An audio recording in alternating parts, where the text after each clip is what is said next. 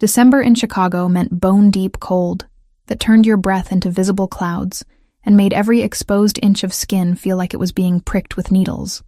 I'd been chasing a lead on corporate fraud for 3 weeks, following money trails that zigzagged through shell companies and offshore accounts. My editor at the Tribune wanted results, and I was determined to deliver them even if it meant spending my evenings in parking garages interviewing nervous accountants. The underground parking structure beneath the Maxwell Street district wasn't where I'd planned to be at 10 p.m. on a Tuesday. My source, a mid-level executive at Meridian Holdings, had insisted on this location. Anonymous, he'd said. Safe, he'd promised. Looking around at the concrete pillars casting long shadows under flickering fluorescent tubes, I was starting to question his definition of both those words. I waited by my beat-up Honda Civic, checking my phone every 30 seconds. Amanda had texted earlier asking if I wanted to grab drinks after work. I'd lied and said I was covering a boring city council meeting. My best friend would have tried to talk me out of meeting a stranger in an isolated location, and she would have been absolutely right to do so. But good journalism required calculated risks, and this story was too important to let slip through my fingers because of reasonable caution. A black Mercedes pulled into the garage, its headlights sweeping across the empty spaces. Finally, I straightened, tucking my phone into my jacket pocket and pulling out the small voice recorder I kept for interviews. The car parked 3 spots away, engine still running. That should have been my first warning sign. The second came when 3 more vehicles entered the garage in quick succession. 2 SUVs and another sedan. All black, all expensive. They positioned themselves at the exits, blocking any escape routes. My source never got out of the Mercedes. Instead, 4 men emerged from the other vehicles. They wore dark suits and moved with the kind of coordinated precision that screamed professional security. Or worse. I took a step backward toward my car, hand fumbling for my keys. One of the men noticed the movement and pointed directly at me. 2 others immediately changed trajectory, closing the distance between us with frightening speed. "I think there's been a misunderstanding," I called out, trying to keep my voice steady. "I'm just a journalist meeting a source. We know who you are, Miss Turner." The voice came from behind me, and I spun to find a 5th man had somehow appeared without my noticing. He was younger than the others, maybe early 30s, with dark hair styled back from his face, and eyes so dark they looked black in the dim lighting. He wore an expensive charcoal suit, with a white dress shirt open at the collar, revealing a thick gold chain. Even in this terrible lighting, even with my heart pounding and adrenaline flooding my system, I registered that he was devastatingly handsome, which made the situation infinitely more terrifying. "I haven't done anything wrong," I said, hating how my voice shook slightly. "I'm just doing my job. Your job brought you to witness something you shouldn't have seen." He gestured toward the Mercedes, where a briefcase was being transferred between the original driver and a man I now recognized as Victor Castellano, a city alderman who'd been under investigation for corruption. "That transaction? The one you've been recording on your phone for the past 90 seconds? That's a problem." My hand was still in my jacket pocket, fingers wrapped around my phone. He knew. Of course he knew. "Take her phone," the man ordered. One of the security team stepped forward, and I had no choice but to surrender it. He examined the screen, then handed it to his boss. "You've been busy, Miss Turner. Photos, video, quite the documentation. Are you going to kill me?" The question came out before I could stop it. He looked genuinely surprised. "Kill you? No. That would be unnecessarily messy, and draw exactly the kind of attention we're trying to avoid." He deleted my recordings with quick, efficient motions, then pocketed my phone. "But I can't let you leave with what you've seen either." That puts us in a complicated position. 2 of his men moved to flank me. I considered screaming, but who would hear in an empty parking garage? I thought about running, but they'd positioned themselves to cut off every exit. I'd walk directly into a trap, and there was no clever way out. "Put her in the car," the man instructed. "We'll continue this conversation somewhere more private."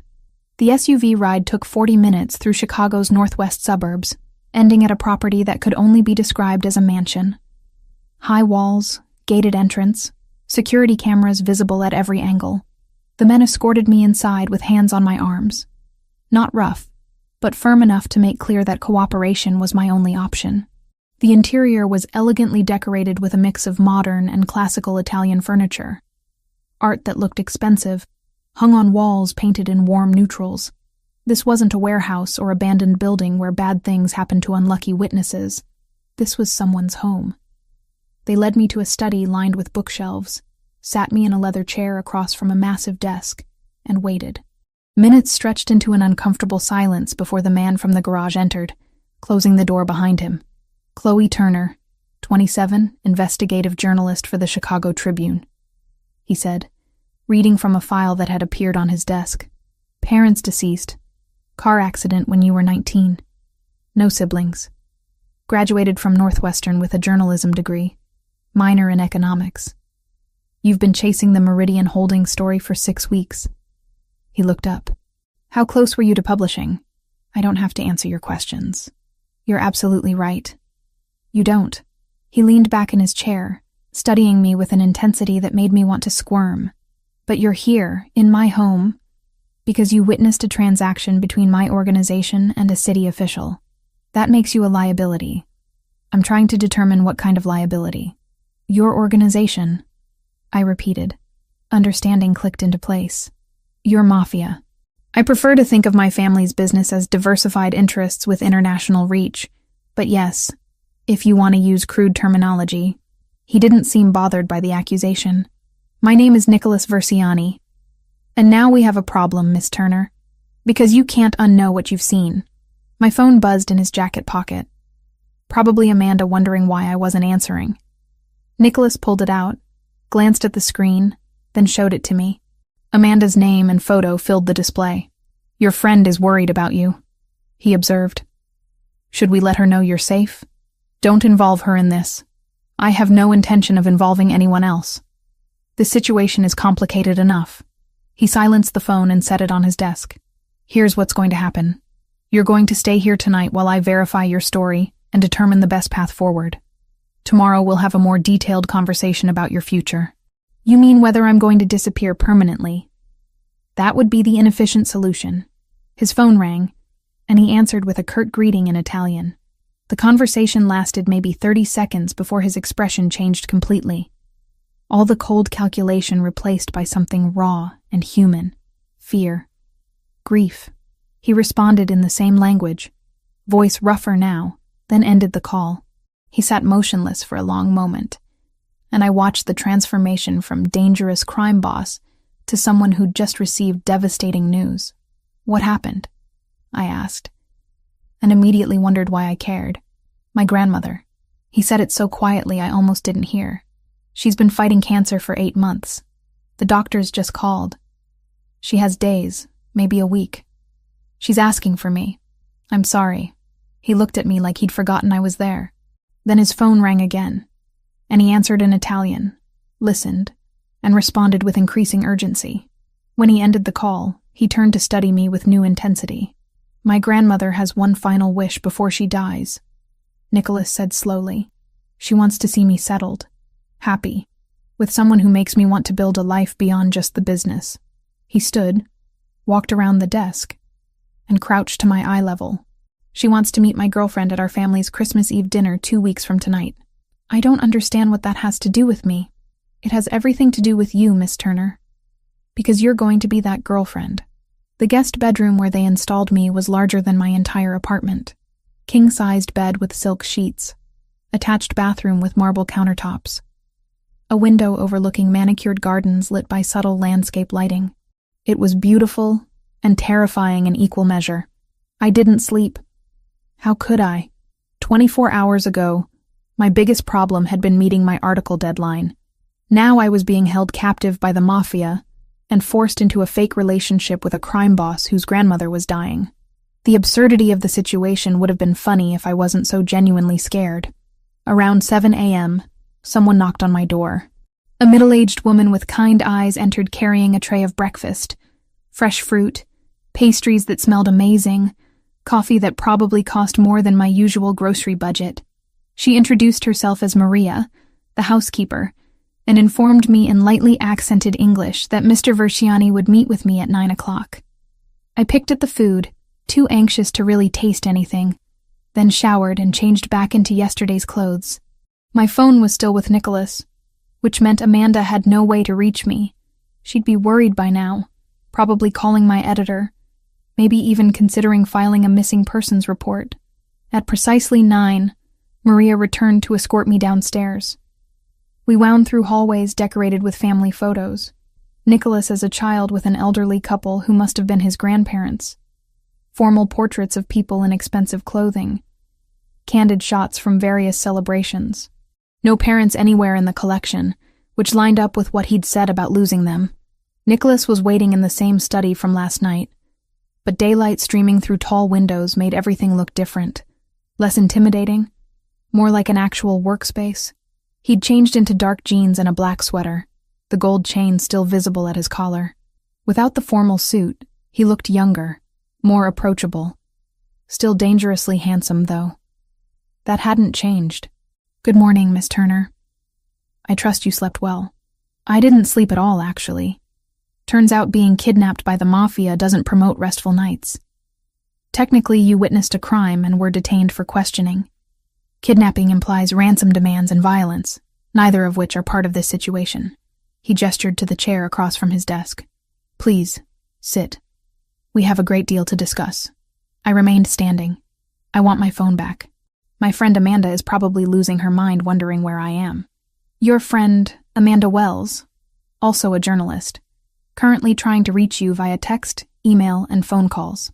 He retrieved my device from his desk drawer and held it up. 16 missed calls, 23 text messages, and she's apparently threatened to contact the police if you don't respond by noon. "Then let me respond." "You will. But first, we need to establish the parameters of our arrangement." He unlocked my phone, which shouldn't have been possible given my password, but clearly this man had resources, and began typing. "You're going to tell her that you're covering an investigative story out of state. Something urgent that came up suddenly. You'll be unavailable for the next 2 weeks, but you're perfectly safe. She won't believe that. Make her believe it. Your friend's safety and yours depends on maintaining the fiction that everything is normal in your life." He finished typing and showed me the screen. The message was convincing, casual enough to sound like me, specific enough to address Amanda's concerns. "Send this. Now." I took the phone, read through his words again, and added a few small touches that Amanda would recognize as authentically mine. A reference to an inside joke, a complaint about hotel coffee, a promise to bring back the tacky souvenirs she collected from every trip. Then I hit send before I could second-guess myself. There. Happy? Satisfied. Not happy. There's a distinction.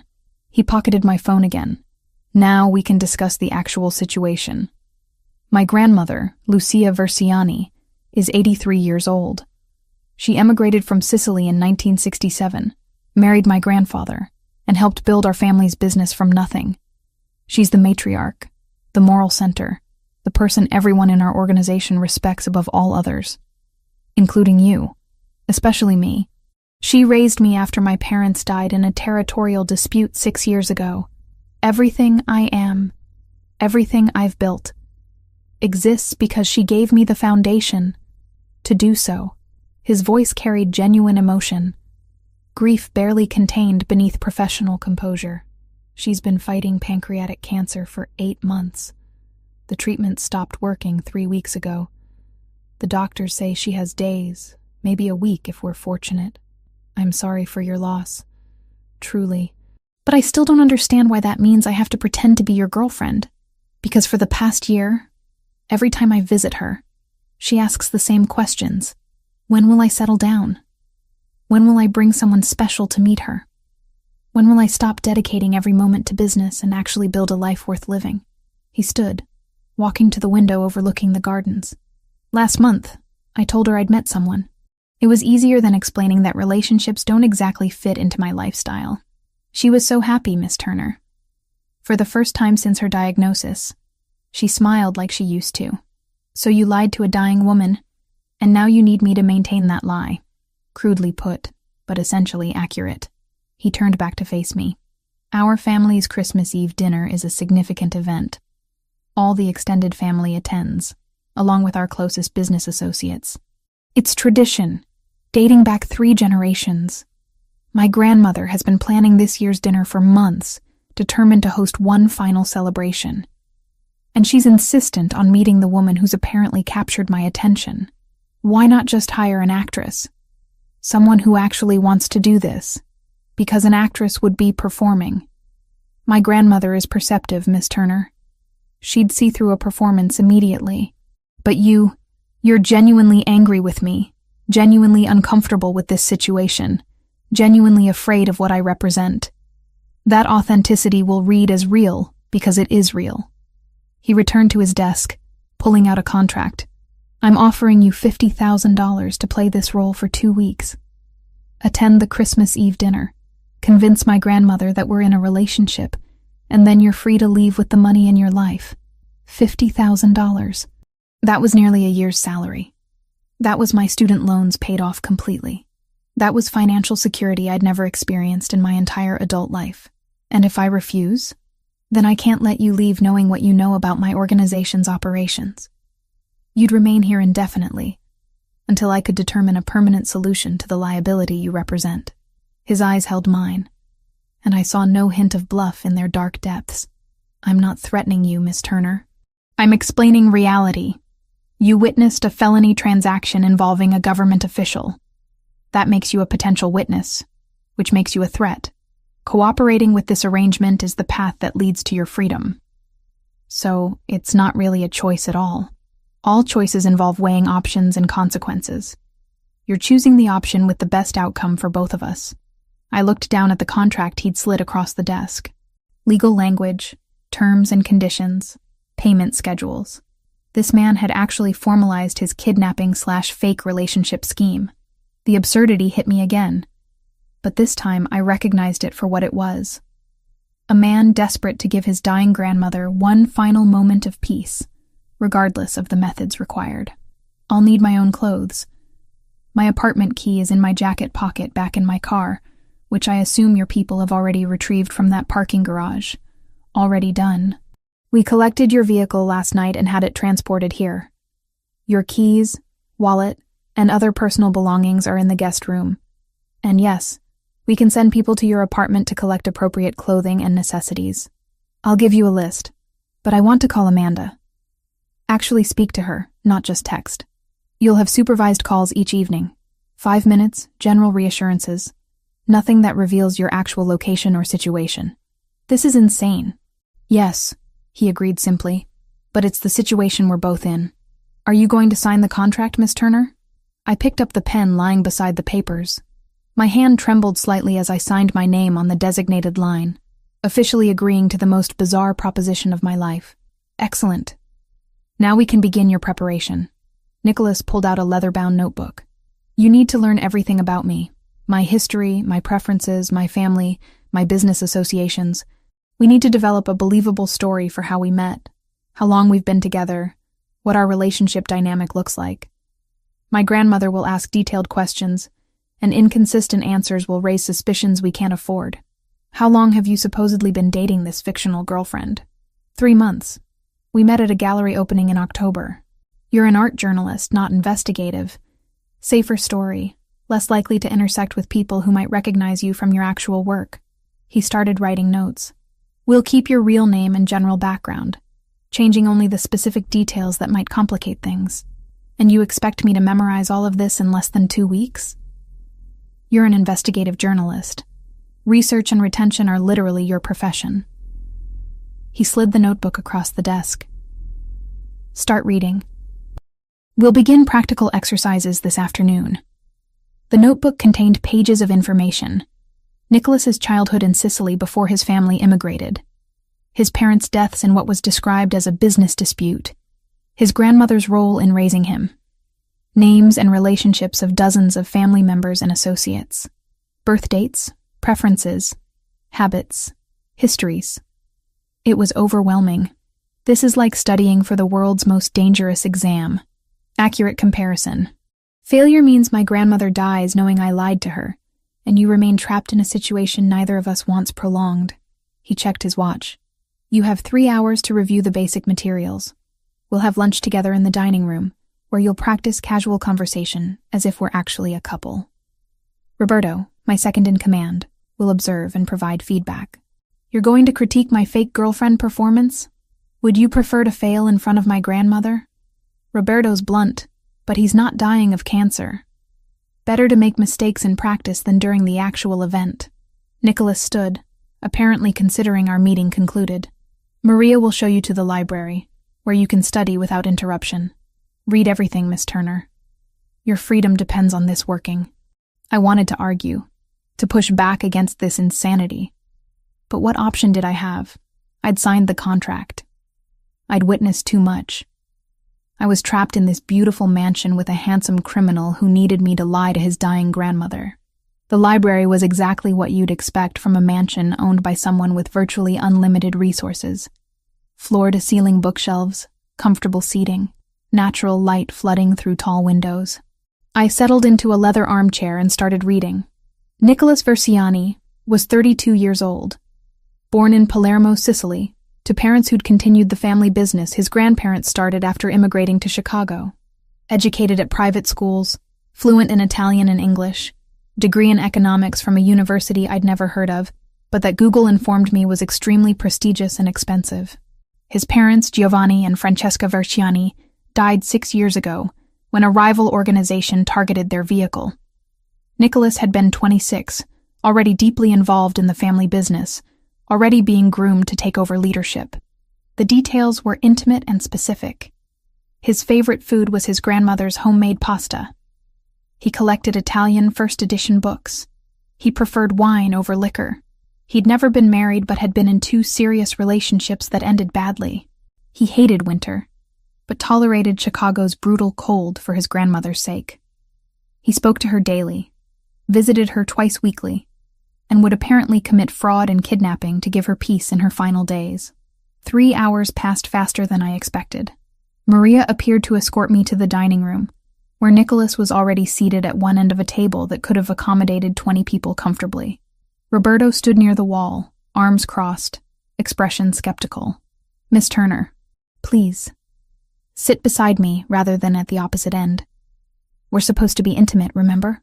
Nicholas gestured to the chair immediately to his right. I sat, acutely aware of Roberto's scrutiny and Nicholas's proximity.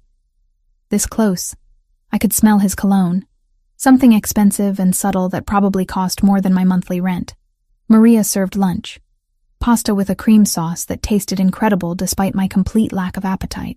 Nicholas ate calmly, occasionally asking me questions about the material I'd read. When I answered correctly, he'd nod approval. When I hesitated or got details wrong, Roberto would make disapproving sounds. Your grandmother's name is Lucia, middle name Margarita, maiden name Catalano. She's 83, born in 1942 in a village outside Palermo. She married your grandfather Antonio in 1964, immigrated to Chicago in 1967. They had 3 children. Your father Giovanni was the oldest, then your Aunt Rosaria, then your uncle Giuseppe. She's been widowed for 12 years since Antonio died of a heart attack. Good. And how did we meet? Gallery opening in October. You were there for business? I was covering it for the art section of a magazine. We started talking about a sculpture you hated, bonded over shared terrible taste in modern art, and you asked for my number. Who asked for whose number? Roberto interjected. I looked at Nicholas, unsure. He raised an eyebrow, waiting. You asked for mine, I decided. You're confident enough to make the first move, and it fits your personality profile better. Acceptable, Roberto said grudgingly, but you need to sound more certain. Hesitation indicates lying. The afternoon continued in this fashion. Questions, corrections, uncomfortable proximity to Nicholas as we practiced the small intimacies that couples display naturally. His hand on my shoulder as he stood behind my chair. My hand on his arm as I made a point during conversation. The casual touches felt alien and forced, which Roberto noted immediately. You flinch every time he touches you. That reads as fear, not affection. Maybe because I am afraid, I snapped. Maybe because this entire situation is terrifying and unnatural. Then get over it quickly, Roberto shot back. Mrs. Versiani isn't stupid. She'll notice if her grandson's girlfriend acts like he's dangerous. He is dangerous. To his enemies. not to the woman he supposedly loves. Roberto moved closer, his presence intimidating. You need to understand something, Miss Turner. Nicholas would never hurt someone under his protection. He couldn't save his parents, couldn't save his sister. Those failures haunt him. He'd die before letting harm come to anyone he claims to care about. I looked at Nicholas, who'd gone very still. Your sister? That's not in the notebook, he said quietly. No, because it's not something I discuss. But Roberto's right. You should know. Nicholas set down his fork, appetite apparently gone. 5 years ago, my younger sister Carla was killed in a kidnapping attempt. She was 21, studying at university, supposed to be safe under our security protocols. She wasn't involved in the business, wasn't part of any conflicts, just an innocent who died because someone wanted to hurt me. The grief in his voice was raw and real, and suddenly this intimidating crime boss looked like a man who'd lost too much too young. I'm sorry, I didn't know. How could you? It's not the kind of thing we advertise. He stood abruptly. Let's take a break. You've absorbed a great deal of information today. We'll resume tomorrow morning.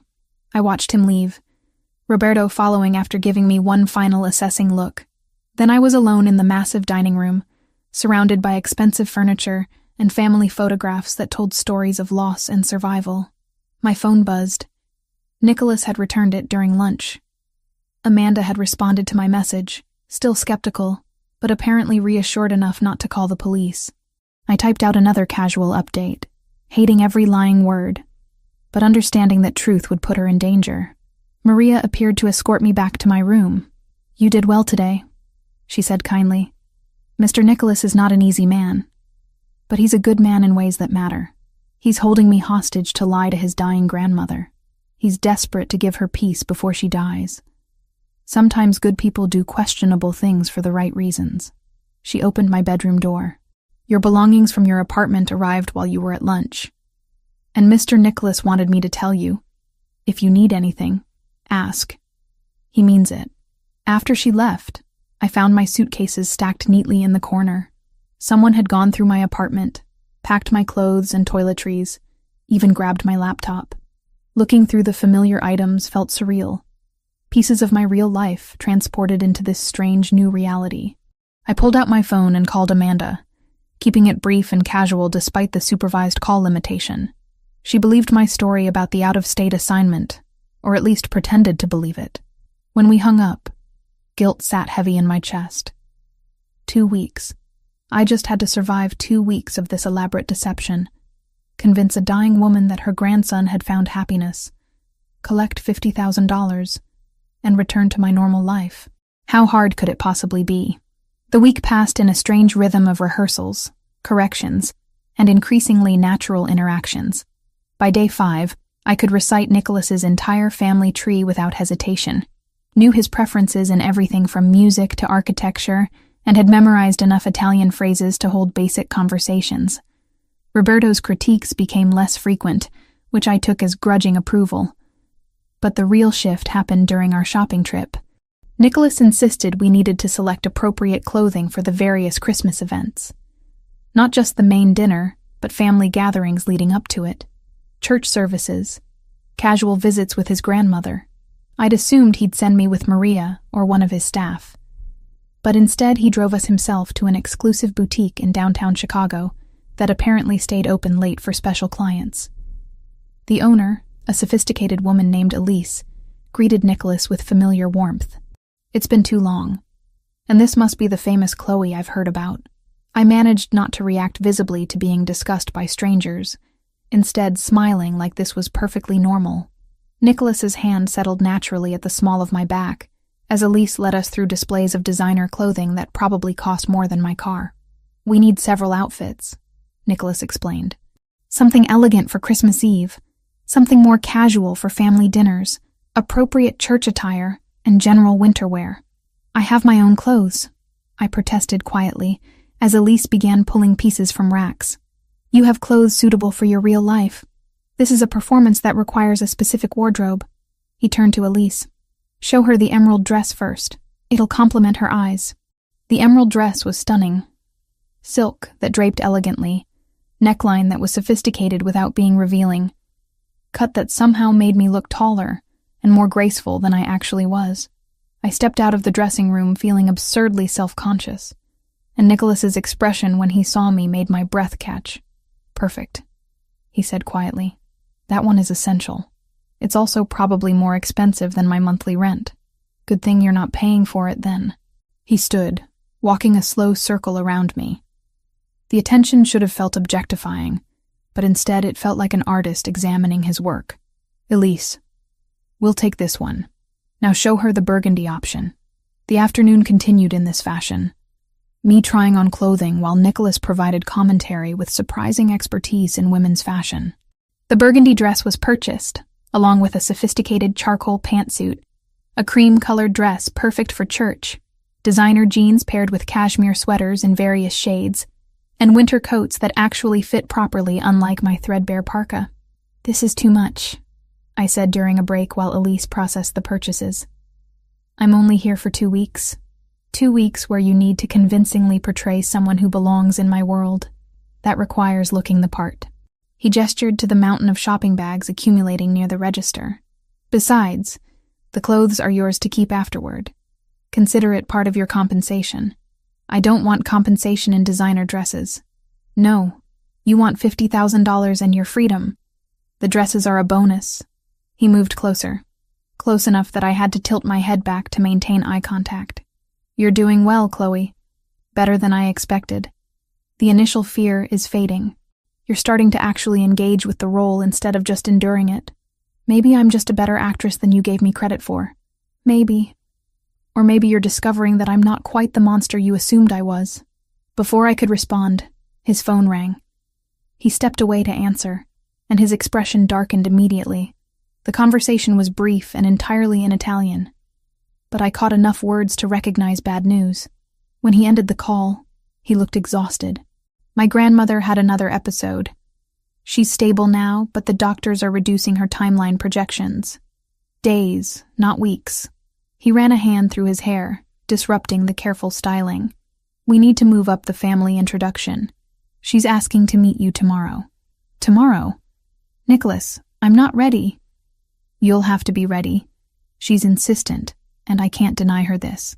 He returned to the register, pulling out a credit card. "Elise, we need everything delivered to my address within 2 hours. Include accessories, jewelry, shoes, whatever you think appropriate." The drive back to the mansion was tense and silent. I could feel Nicholas's anxiety radiating off him in waves. See how tightly he gripped the steering wheel. This powerful, controlled man was terrified of losing the one person who mattered most to him. "What do I need to know about meeting her?" I asked as we pulled through the gated entrance. "Be yourself. She responds to authenticity, not performance. But remember, she thinks we've been together 3 months, that I'm genuinely in love with you, that you've made me happier than I've been in years." He parked and turned to face me fully. "Can you do that? Can you make a dying woman believe her grandson has found something worth living for beyond just business and revenge?" The vulnerability in his question caught me completely off guard. "I'll do my best. That's all I can ask." That evening, instead of our usual supervised phone call with Amanda, Nicholas joined me in the library where I'd been reviewing family information one more time. He carried 2 glasses of wine and settled into the chair across from mine. "Tell me about Amanda," he said unexpectedly. "Why?" "Because my grandmother will ask about your friends, your life, the people who matter to you. If I don't know these details, inconsistencies will emerge." He sipped his wine. "So tell me, how long have you known her?" 5 years. We met in a journalism seminar at Northwestern, bonded over shared cynicism about corporate media, and ended up as roommates for 2 years before I got my current apartment. I accepted the wine glass he offered. She's the person who talked me into investigative work instead of playing it safe with lifestyle journalism. She's also the person who'll absolutely murder you if anything happens to me. Noted. What else should I know? We spent 2 hours talking, and somewhere in that conversation, something shifted. We stopped being captor and captive, stopped being crime boss and journalist, and became just 2 people sharing stories. I learned about his grandmother's immigration story, about building a life in a new country with nothing but determination and family bonds. He learned about my parents' death, about putting myself through college on scholarships and student loans, about the loneliness of having no family left. You're very much alone, he observed quietly. So are you. Despite being surrounded by people who work for you, loyalty bought through power isn't the same as genuine connection. He refilled our wine glasses. That's why my grandmother's wish matters so much. She wants to know I won't end up isolated, living only for the business, dying without anyone who actually cares about the man beneath the reputation. Is that what you want? Genuine connection? I stopped thinking about what I want years ago. Wanting things, caring about people. It makes you vulnerable, and vulnerability gets people killed in my world. He met my eyes. But yes, if circumstances were different, I would want that. The moment stretched between us, charged with unexpected intimacy. Then his phone rang, shattering the mood. He answered, listened, and his expression tightened. When did the package arrive? Pause. No, don't open it. I'll be right there. He stood quickly. Stay in this room. Lock the door behind me. Roberto will be outside within 2 minutes. What's happening? Someone sent an envelope to the front gate. It has your name on it. He was already moving toward the door. That means someone knows you're here, which means we have a serious security problem. After he left, I locked the door as instructed and waited. Minutes felt like hours. Finally, Roberto's voice came through the wood, telling me it was safe to open up.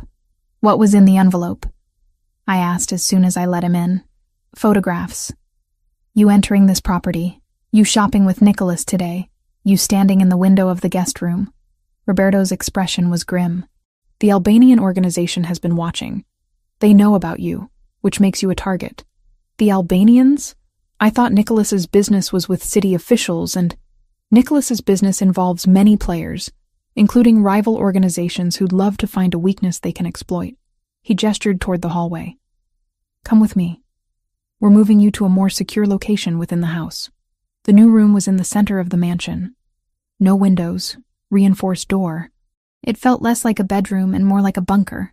Nicholas arrived 20 minutes later, looking darker than I'd ever seen him. This changes things, he said without preamble. The Albanians are escalating. They've been looking for leverage against our organization since we took over several waterfront territories they wanted. Finding out about you gives them exactly that leverage. So what do? We accelerate the timeline. Family dinner is now in 5 days instead of 2 weeks. We'll host it here where security is tightest. And you... He moved closer, and I saw genuine fear in his eyes. You don't leave this property under any circumstances until this is resolved. The Albanians have no problem targeting civilians to make their point. You're saying I'm in actual danger because of your business conflicts. Yes.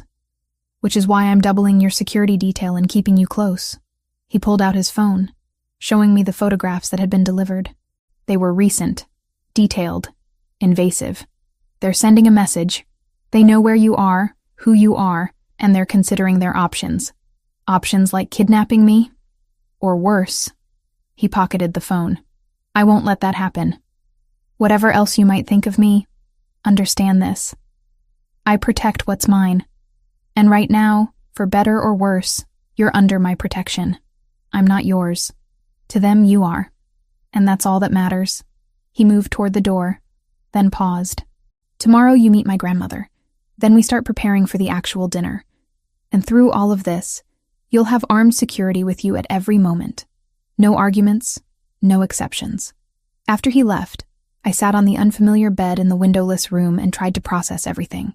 I'd gotten involved with a crime family's operations by accident, agreed to a fake relationship to secure my freedom, and now I was apparently caught in the crossfire of a territorial dispute with a rival organization. Amanda would absolutely kill me if she knew. My phone rang, Nicholas allowing the daily call. Amanda answered immediately. Finally, I've been worried. Your texts have been weird. Everything's fine. Just busy with the assignment. The lie tasted bitter. How are things there? Boring without you. But I've been doing some research on that Meridian Holdings story you were chasing. Her voice carried concern. Chloe, be careful. Some of the people connected to that company have dangerous associations. I found links to organized crime families, money laundering, the kind of stuff that gets reporters hurt. I'm being careful. I promise. You better be. I need my best friend back in one piece. We chatted for the permitted 5 minutes, and when we hung up, guilt sat heavy in my chest. Amanda was worried about me investigating crime families while I was literally living with one. Nicholas returned later with Maria, who brought dinner and kindly words about the situation being temporary. After they left, I picked at the food and wondered how I'd ended up in a windowless room, protected by guards from a mafia boss, preparing to lie to his dying grandmother while rival criminals photographed my every movement. 2 weeks ago, my biggest problem had been meeting an article deadline. Now I was trapped in something far more dangerous than I'd ever imagined, and the man holding me captive was starting to feel less like a villain and more like someone just trying to protect the few people he had left to care about, which was possibly the most dangerous realization of all. Meeting his grandmother changed something fundamental. I'd expected judgment, maybe suspicion.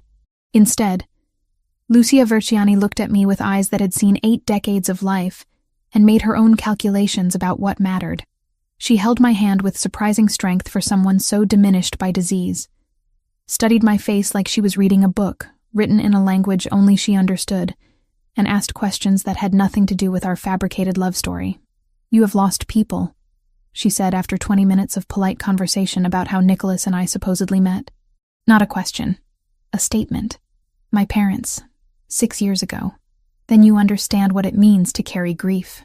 She glanced at Nicholas, who stood near the window of her hospital room looking uncomfortable with emotions he couldn't control. "My grandson carries too much. Always trying to protect everyone, never letting anyone protect him. He's dedicated to his family," I offered carefully. "Dedicated." She made a dismissive sound. "Obsessed is the word. Ever since Giovanni and Francesca died. Ever since Carla." Her voice broke slightly. "He thinks if he controls everything, plans everything, no one else will die. But control is an illusion, child. Death comes when it wants." Nicholas turned from the window. "Nonna, you're supposed to be resting, not philosophizing about mortality. I am dying. I can philosophize about whatever I want," but her tone was affectionate. She looked back at me. "You will take care of him when I'm gone?" The weight of that question pressed against my chest. This woman genuinely believed I'd be part of Nicholas's life after she died. She was asking me to carry a responsibility I'd never agreed to, built on lies I was being paid to tell. "I'll do my best," I said, because what else could I say? She seemed satisfied with that non-answer, and drifted into talking about Christmas plans, about family members who'd be attending the dinner, about traditions she wanted honored one final time. Nicholas relaxed slightly as the conversation moved to safer territory. On the drive back, neither of us spoke for the first 10 minutes. Then Nicholas said quietly, "Thank you for not correcting her assumptions." "About what?"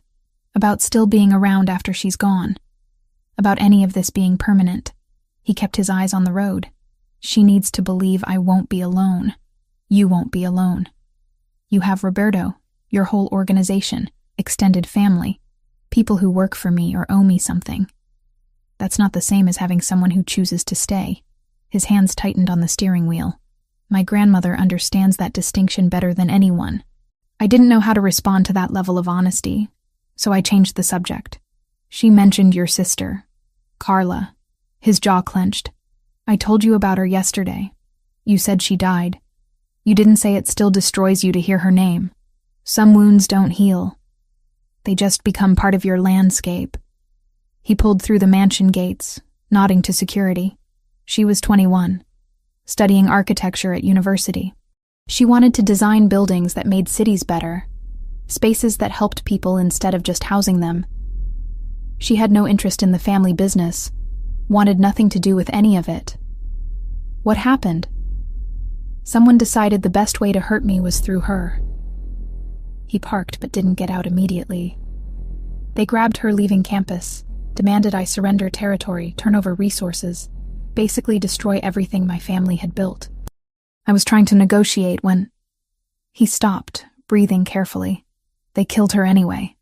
Sent her body back as a message that mercy isn't profitable in our world. Nicholas, 5 years ago, I was 27. Thought I understood how dangerous this life was. Thought I'd taken all the right precautions. I was wrong. He finally looked at me. That's why the Albanian situation is making me paranoid. They're following the same playbook. Find someone I care about. Use them as leverage. Force my hand. I won't make the same mistake twice. But you barely know me. I'm not actually someone you care about. No. His gaze held mine. You're living in my house. My grandmother adores you after one meeting. You've seen me vulnerable in ways I don't show anyone. At what point does barely knowing someone become irrelevant to how dangerous losing them would be? Before I could process that statement, Roberto appeared at the car window, expression urgent. Nicholas rolled it down. We need to talk. Now. Inside Nicholas's study, Roberto laid out a series of photographs on the desk. More surveillance shots. Me in the garden 3 days ago. Nicholas and me at the boutique. Even images from inside the mansion taken through windows. They're escalating, Roberto said. These photos were delivered an hour ago with a note. Pretty bird in a cage. Wonder what happens when the cage opens. Arbin's getting impatient. Nicholas examined each image. He wants me rattled. Wants me making mistakes. The dinner is in 5 days. We should postpone. No. Nicholas's tone left no room for argument. Postponing signals weakness. We proceed as planned, but we accelerate security protocols. I want every entrance monitored, every guest vetted twice, armed presence at all access points. And her? Roberto glanced at me. She doesn't leave the interior rooms until the dinner. No exceptions. I'm standing right here, I pointed out. You could address me directly instead of talking around me like I'm furniture. Nicholas's attention snapped to me. You're not furniture. You're a liability I'm trying to protect while managing a territorial dispute with an organization that's killed for less provocation than what we're dealing with. Forgive me if my manners aren't perfect under the circumstances. Your manners are fine. Your habit of making decisions about my life without consulting me is less fine. Would you prefer I consult you before ordering people not to let you get kidnapped or killed? Should we have a committee discussion about optimal security procedures? I'd prefer you remember that I'm a person with agency, not just a problem to be managed. I stopped mid-sentence because my phone was ringing. Amanda's number flashed on the screen. Nicholas held up a hand, a signal to be careful. I answered, putting it on speaker as we'd been doing for every call. Chloe, thank God. Are you okay? I'm fine. What's wrong? Someone came by the Tribune asking about you today. Wanted to know what story you were working on, where you'd gone, when you'd be back. The receptionist gave the standard no comment about employee assignments response, but the guy was persistent. Really persistent. My stomach dropped. What did he look like? Dark hair, accent she couldn't place, expensive suit. He left a card with just a phone number on it and said if you wanted to discuss mutual interests, you should call. Nicholas and Roberto exchanged looks. Albanian operatives fishing for information. Amanda, listen carefully. Don't engage with anyone asking about me. If someone approaches you again, tell building security immediately. Chloe, what the hell is going on? This story you're supposedly covering, it's not adding up. You've been gone almost 2 weeks with barely any contact. Now mysterious men are showing up asking questions. I can't explain right now. Just trust me that I'm safe. I'm handling something complicated, and I need you to be careful until I'm back. That's not reassuring. I know. But it's all I can give you right now. I hated the fear in her voice, hated that my choices were putting her at risk. Please, Amanda, just be cautious. After we hung up, the silence in the study was oppressive. They're mapping your connections, Roberto said. Standard intimidation tactics. They want you to know they can reach your friends if they want to. Amanda has nothing to do with any of this, I said, anger rising. She's a journalist, a civilian. You don't bring civilians into your wars. We didn't bring her in. Arbin did. Nicholas was already pulling out his phone. But we're going to protect her anyway. Roberto, put a discreet security detail on Amanda Wells. Make sure she doesn't notice, but make sure no one gets close to her without us knowing about it. You're going to have me followed? I demanded. I'm going to have your best friend protected from people who might use her to hurt you, which would hurt me, which is the entire point of their strategy. Nicholas moved closer. This is how it works, Chloe. In my world, everyone connected to a target becomes a target themselves. I'm sorry that reality is uncomfortable, but it's reality nonetheless. So now Amanda is trapped in this because I witnessed your illegal business deal. Now Amanda is protected because you matter to me more than either of us planned for. He said it simply, like stating a fact rather than admitting something significant. The study door opened without warning. Maria stood there, which was unusual. She always knocked. Her expression was stricken. Mr. Nicholas. The hospital called. Your grandmother. She couldn't finish the sentence. Nicholas went absolutely still. Is she? She had a cardiac episode. They stabilized her, but the doctor says it's time. He's suggesting you come now if you want to, if there are things to be said. He was moving before Maria finished speaking, grabbing his jacket, keys. Then he stopped and looked back at me. Come with me. Nicholas, I shouldn't. This is private. Family. You're supposed to be my girlfriend. She asked to see you again. Please. The last word cost him something to say. We made the drive in half the time it should have taken, Nicholas white-knuckling the steering wheel while Roberto navigated from the passenger seat. I sat in back, uselessly trying to think of something comforting to say and coming up empty. Lucia was awake when we arrived, but visibly weaker. Tubes and monitors surrounded her bed, and her breathing had a labored quality that made my chest ache in sympathy.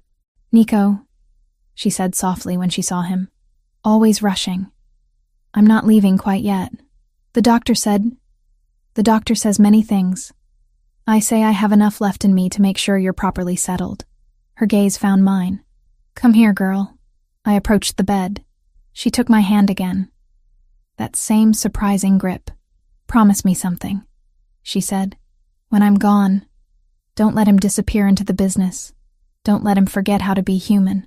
Make him go to church sometimes. Make him eat real food instead of whatever Roberto throws at him between meetings.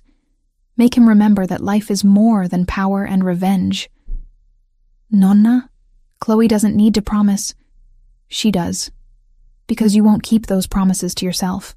Lucia squeezed my hand. You'll take care of him? The lie stuck in my throat. This woman was dying, asking me to care for her grandson after she was gone, believing in a future that would never exist. But looking into her eyes, seeing the desperate hope there, I couldn't bring myself to shatter that illusion. I'll take care of him, I whispered. Good. She relaxed slightly. Now let me talk to my grandson alone. I stepped outside the room, giving them privacy. Through the small window in the door, I watched Nicholas sit beside her bed, head bowed close to hers, her hand clasping his. Whatever she was saying made his shoulders shake, and I realized with a start that he was crying. This powerful man who commanded a criminal organization, who ordered people's fates with a word, who'd kidnapped me to serve his purposes. He was crying beside his dying grandmother, and something in my chest cracked watching it. Roberto appeared beside me. She's the only person he's ever let see him break. She's his family. Of course he'd break. You don't understand how rare that is in our world. Showing weakness even to family can get you killed. But with her, he's always just been Nico. Not the boss, not the heir, just her grandson. Roberto's expression softened. He's going to be unbearable after she's gone. All that grief with nowhere to put it except into work and violence. Then maybe someone should make sure he has somewhere else to put it. Maybe someone should. Roberto looked at me meaningfully. If that someone is planning to stick around long term. Before I could respond to that loaded statement, Nicholas emerged from the room. His eyes were red, but his expression was composed again. She wants to rest. The doctor says it could be tonight, could be a few more days. Her heart is failing, but she's stubborn. He rubbed his face. We're moving the dinner up, day after tomorrow. If she's still here, we'll bring everyone to her after. If she's not, his voice caught. If she's not, at least I kept my promise to give her one last Christmas. We drove back in silence. When we arrived at the mansion, Nicholas disappeared into his study without a word. Maria whispered that this was normal, that he needed space to process, that I shouldn't take it personally. But hours passed, and when I finally worked up the courage to check on him, I found him sitting in the dark, a bottle of whiskey mostly empty on the desk, staring at nothing. You should eat something, I said from the doorway. Not hungry. Nicholas. She made me promise to be happy. He laughed bitterly. Can you imagine? Her dying wish is that I stop focusing solely on business and revenge and actually build a life worth living. She has no idea what she's asking. I moved into the room, closing the door behind me. Maybe she knows exactly what she's asking. Maybe she understands that you're destroying yourself and she wants better for you. There is no better in my world. There's survival and there's death. She's romanticizing something that doesn't exist. Or you've forgotten it can exist because you've spent 5 years punishing yourself for your sister's death. The words came out harsher than I intended. You can't protect everyone, Nicholas. You can't control everything. And drinking yourself unconscious the night before you're supposed to finalize security for a massive event probably isn't the strategic genius move you think it is. He looked up at me, expression unreadable. Why do you care? You're being paid to pretend to care. You don't actually have to. Maybe I'm a better actress than you gave me credit for. I grabbed the whiskey bottle from his desk. Or maybe watching you self-destruct is harder than I expected. Either way, you're going to eat something, drink water, and get some sleep. Tomorrow we have a dinner to finalize, and a grandmother to not disappoint. She's dying. I'm going to disappoint her by definition. As she's dying thinking you found someone who makes you want to be more than just the boss, don't disappoint her by proving that was a fantasy. I pulled him to his feet, surprised when he didn't resist. Come on. I led him to the kitchen, made him sit at the island while I rummaged through the refrigerator for something easy.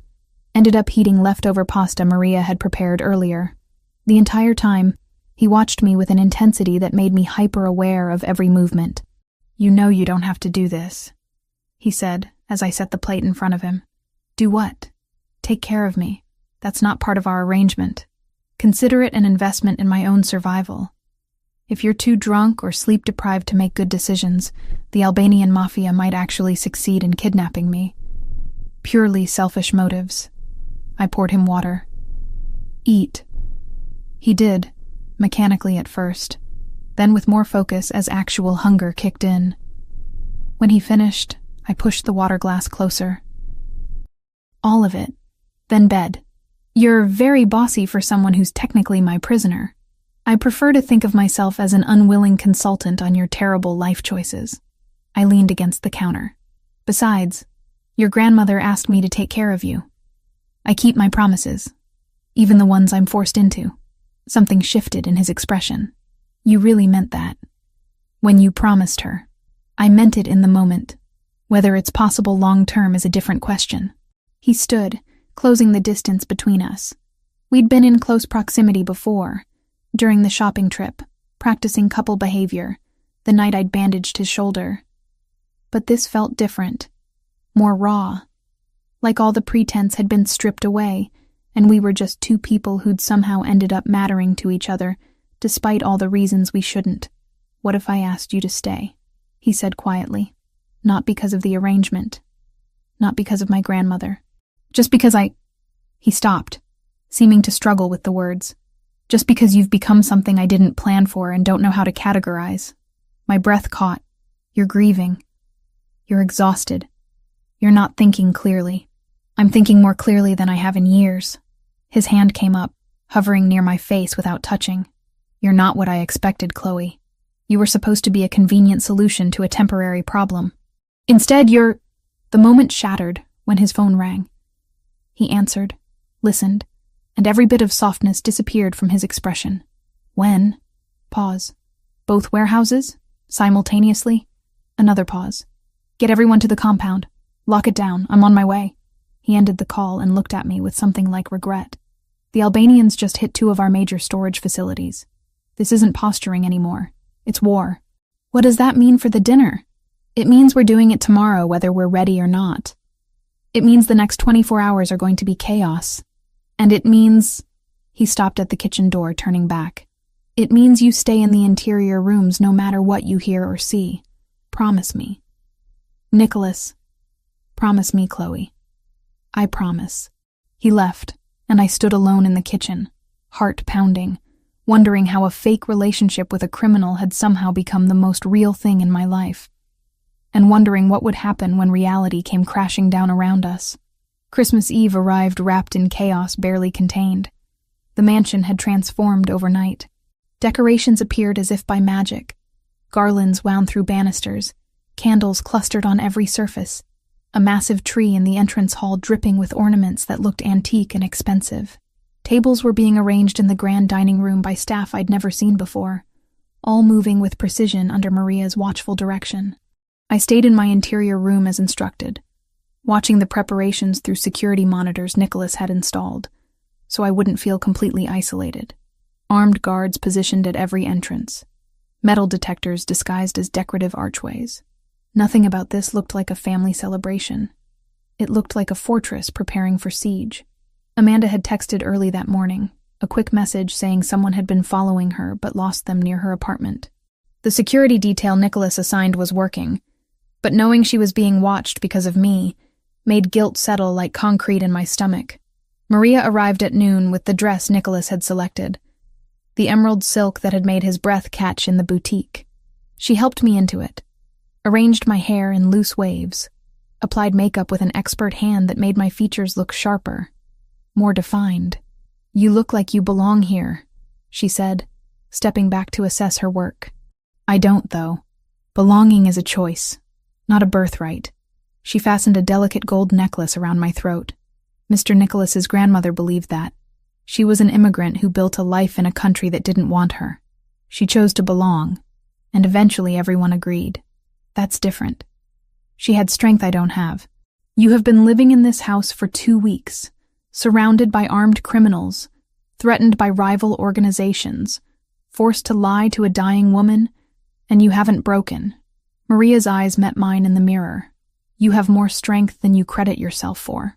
Nicholas came to get me at 4. He wore a black suit, tailored so precisely, it looked like it had been grown on his body rather than sewn. White shirt, black tie, gold cufflinks catching light. The chain was gone, too casual for tonight's formality. He looked every inch the powerful boss everyone believed him to be. "You're stunning," he said, and for once there was no calculation in the compliment, just honest appreciation. "You clean up acceptably," I replied, trying to keep things light, despite the tension radiating off him. Roberto confirmed all guests. Everyone's been vetted twice. Security is as tight as we can make it without turning this into an obvious military operation. He offered his arm. "Ready to perform?" "As ready as I'll ever be." The first guests were already arriving as we descended the main staircase. I recognized some faces from the files I'd memorized. His Aunt Rosaria with her husband, his Uncle Giuseppe, and 3 cousins whose names I frantically recalled. They greeted Nicholas with embraces and rapid Italian, then turned curious eyes on me. "Everyone, this is Chloe," Nicholas said, his hand settling possessively at my waist. "Chloe, my family." Rosaria pulled me into a hug before I could react. Finally, a woman who can handle my nephew. We were starting to think he'd die alone with his account books. "I'm still here, Zia," Nicholas said dryly. "And thank God for it." She switched to English with barely a trace of accent. "You're the journalist, yes? The one who argued with him about terrible art?" "That's me. Though in my defense, the sculpture really was awful." She laughed, and some of the tension in my shoulders eased. Maybe this wouldn't be complete disaster. More guests filtered in over the next hour. Business associates whose smiles didn't reach their eyes. Allied family representatives assessing me like I was a stock they were considering investing in. A few politicians I recognized from the news, here despite the obvious risk to their reputations. Everyone played their parts beautifully. This was a Christmas celebration. Nothing more. Nothing threatening. But I saw the security team positioned throughout the house. Saw the way certain guests got additional screening. Saw Nicholas tracking every movement with hypervigilant attention, even as he played the gracious host. Roberto appeared beside me during a lull in introductions. "You're doing well. Keep it up. I feel like I'm defusing a bomb while wearing heels." Accurate metaphor. He scanned the room constantly. "We had a situation at the East Gate 20 minutes ago. False alarm, but everyone—" "That's me. Though in my defense, the sculpture really was awful." She laughed, and some of the tension in my shoulders eased. Maybe this wouldn't be complete disaster. More guests filtered in over the next hour. Business associates whose smiles didn't reach their eyes. allied family representatives assessing me like I was a stock they were considering investing in. A few politicians I recognized from the news, here despite the obvious risk to their reputations. Everyone played their parts beautifully. This was a Christmas celebration. Nothing more. Nothing threatening. But I saw the security team positioned throughout the house. Saw the way certain guests got additional screening. Saw Nicholas tracking every movement with hypervigilant attention, even as he played the gracious host. Roberto appeared beside me during a lull in introductions. "You're doing well. Keep it up. I feel like I'm defusing a bomb while wearing heels." Accurate metaphor. He scanned the room constantly. "We had a situation at the East Gate 20 minutes ago. False alarm, but everyone's on edge." Define false alarm. Someone tried to approach claiming they were invited. They weren't on the list. We turned them away. Probably nothing. But given the Albanian situation, we're not assuming anything is innocent. Nicholas rejoined us before I could respond, his hand finding the small of my back with practiced ease. "Problem? Just briefing her on the gate situation," Roberto said, which she didn't need to know about because it's handled. Nicholas's tone carried a warning. To me, he said, "There's someone I want you to meet." He led me toward an older man standing near the fireplace, white hair combed back, expensive suit, eyes that missed nothing. Power radiated off him in waves almost as strong as Nicholas's. "Don Salvatore," Nicholas said respectfully. "May I introduce Chloe Turner?" The man's handshake was firm, assessing. "So this is the woman who's tamed Chicago's youngest boss. You have my congratulations and my condolences." "Mostly condolences," I replied, earning a surprised laugh. "She's sharp. I like her." Don Salvatore studied me openly. "You know what you've gotten yourself into, girl." "I'm starting to understand the scope of my mistake, yes." "Good. Honesty is rare in this world." He turned to Nicholas. "Your grandmother must be pleased." "She is. Unfortunately, she's not strong enough to attend tonight. We'll visit her at the hospital afterward with immediate family. Give her my regards. Lucia Verciani is one of the finest women I've had the privilege to know." The Don's expression softened. "She deserves to see her grandson happy before she goes." After he moved away, I whispered, "Who is he really?" "Head of the Salvatore family. Controls most of the East Coast operations. If he disapproves of something, it doesn't happen. His approval tonight means you've passed a test you didn't know you were taking." "Wonderful. More pressure." Dinner was announced, and the crowd migrated to the dining room. The table was spectacular. Crystal, china, centerpieces that probably cost more than my car. Place cards arranged everyone with strategic precision. I was seated beside Nicholas at the head, with Don Salvatore to my other side and Rosaria across from me. The meal progressed in waves. Antipasti, pasta, fish, meat, each course more elaborate than the last.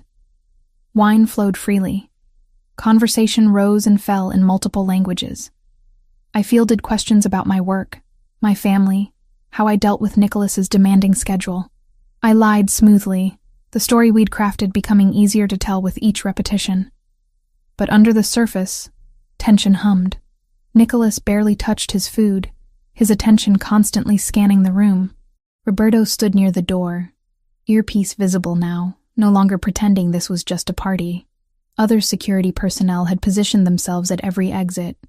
Midway through the main course, my phone buzzed in the small clutch I'd brought. Amanda's name flashed on the screen. I glanced at Nicholas, who gave a subtle nod. I excused myself, moving to an anteroom off the dining area. "Amanda, everything okay?" "Define okay." Her voice was strained. "The guy following me is gone, but there's someone watching my building. Black car, tinted windows, been there for hours. Chloe, what the hell is going on? And don't tell me you're covering a story out of state because I'm not an idiot. I can't explain right now, but the security watching you, they're there to protect you, not hurt you." "Security? Chloe, are you in danger?"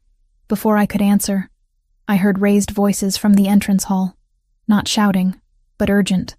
Nicholas appeared in the doorway of the anteroom, expression hard. "We need to end this call, now. Amanda, I have to go.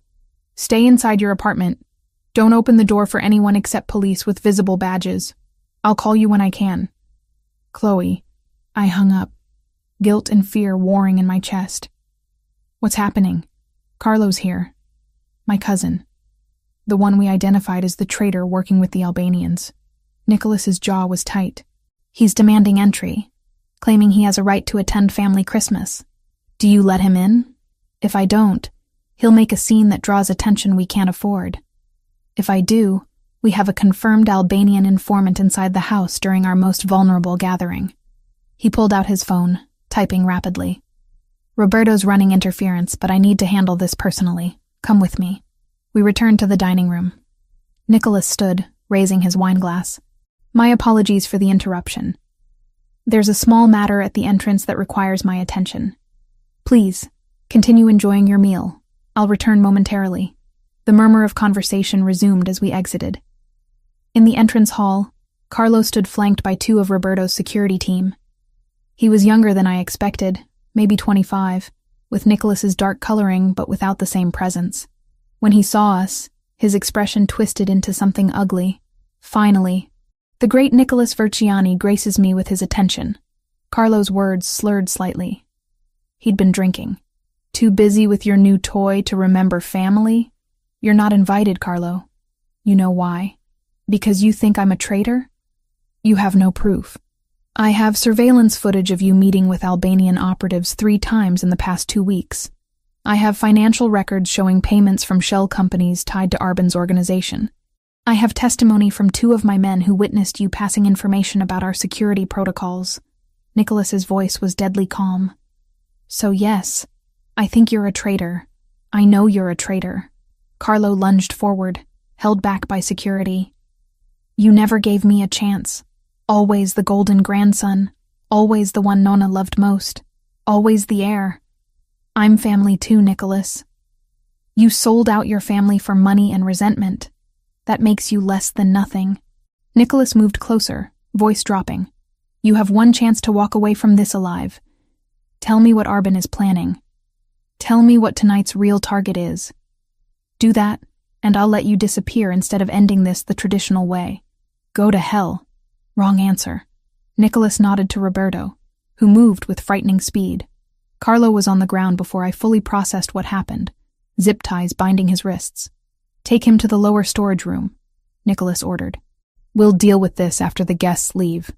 As they dragged Carlo away, he screamed threats and obscenities in Italian. Some of it I understood. Curses against Nicholas, against his grandmother, against me. The word puttana came through clearly. Whore. Nicholas went absolutely still. Then, deliberately, he walked over to where Roberto had pinned Carlo and crouched down to eye level. You can insult me all you want. That's your right as a soon-to-be dead man, but you will not disrespect her. Understood? Carlo spat in his direction. Nicholas didn't flinch, just stood and nodded to Roberto. Make sure he's secured, and check every guest. I want to know if anyone else here is compromised. We returned to the dining room. I was shaking slightly, adrenaline flooding my system. Nicholas took my hand under the table, squeezed once, then released. A silent reassurance. Everything resolved? Don Salvatore asked quietly. A minor family disagreement, nothing that concerns our guests. Nicholas's smile was perfectly crafted. Now, where were we? The meal continued, but the atmosphere had shifted. Conversations were more subdued. People started checking watches, making excuses about early mornings. By the time dessert was served, it was clear the party was winding down earlier than planned. Roberto appeared and whispered something to Nicholas, who went pale. He stood immediately. My apologies, but I've just received word from the hospital. My grandmother has taken a turn. Immediate family will be heading there now. For everyone else, please continue to enjoy the evening. Maria and the staff will see to your needs. The Don stood as well. Give her my best. We'll take our leave and let you tend to family matters. Within 20 minutes, the house had mostly cleared. Nicholas, Rosaria, Giuseppe, and 3 cousins gathered in the entrance hall. Nicholas looked at me. You should come. She asked for you specifically. I don't want to intrude on family. You promised her you'd take care of me. His voice was raw. She'll want to see that you meant it. The drive to the hospital was silent. except for quiet sobbing from Rosaria. When we arrived, a doctor met us with the expression medical professionals get when delivering bad news. She's stable for now, but her heart is failing rapidly. She's asking for Nicholas. She's been asking for the past hour. We crowded into her room, and I hung back near the door, not wanting to take space from actual family. But Lucia's eyes found me immediately. There she is. Come here, child. I moved to the bedside. She took my hand with surprising strength. You came. Good. She looked at Nicholas. All of you out. I need to speak with Chloe alone. Nonna. Out. I don't have time to argue. Her tone allowed no debate. One by one, they filed out. Nicholas last. He gave me a look I couldn't quite read, then closed the door behind him. Lucia studied me with those sharp eyes. You think I don't know. My heart stopped. Know what? That this started as something false.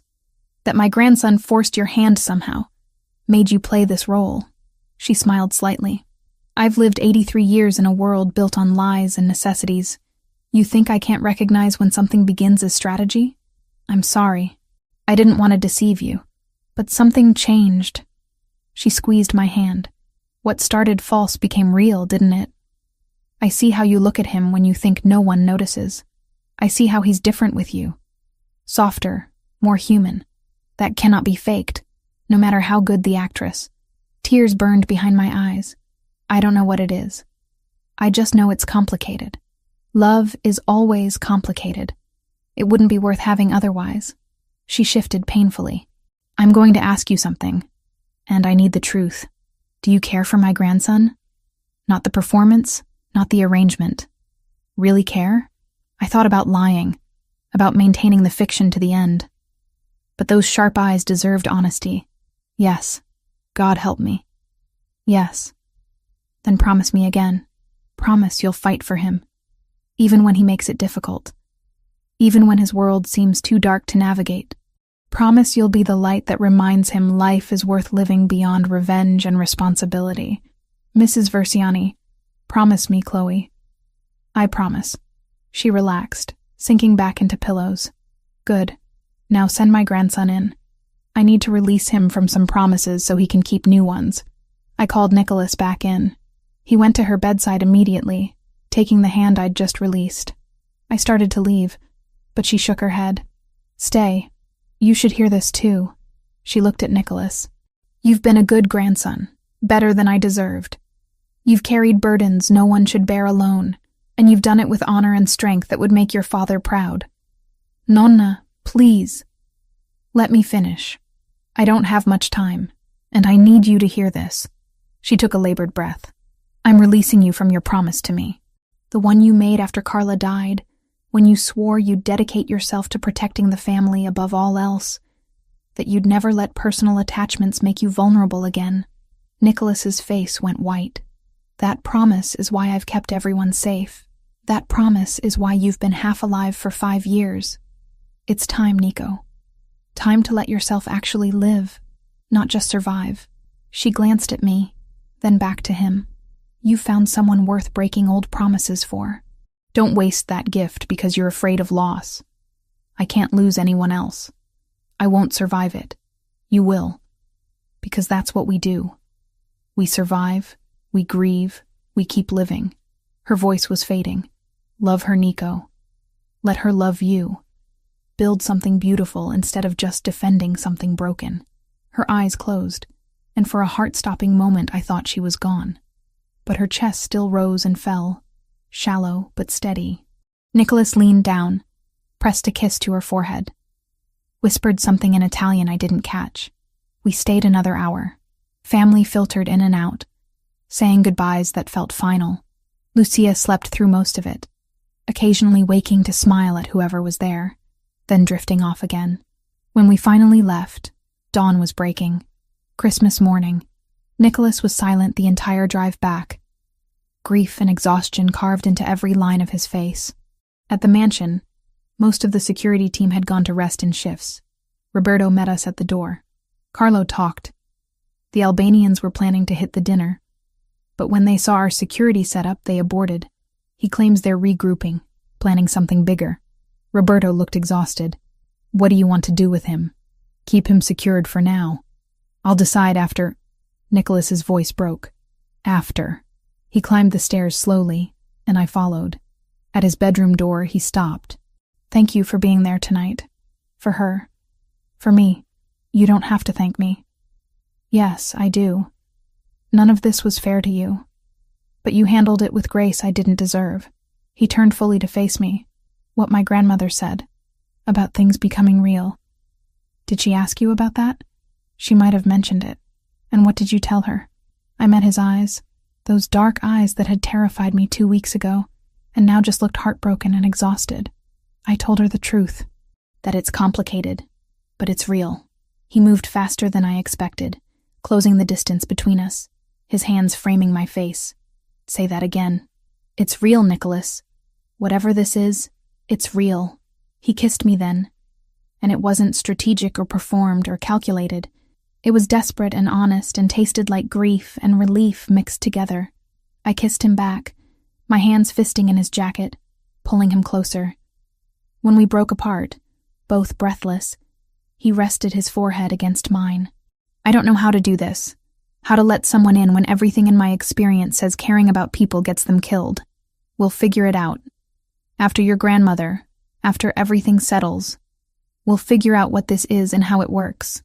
And if it doesn't work, if my world destroys you the way it destroys everything good, then at least we tried.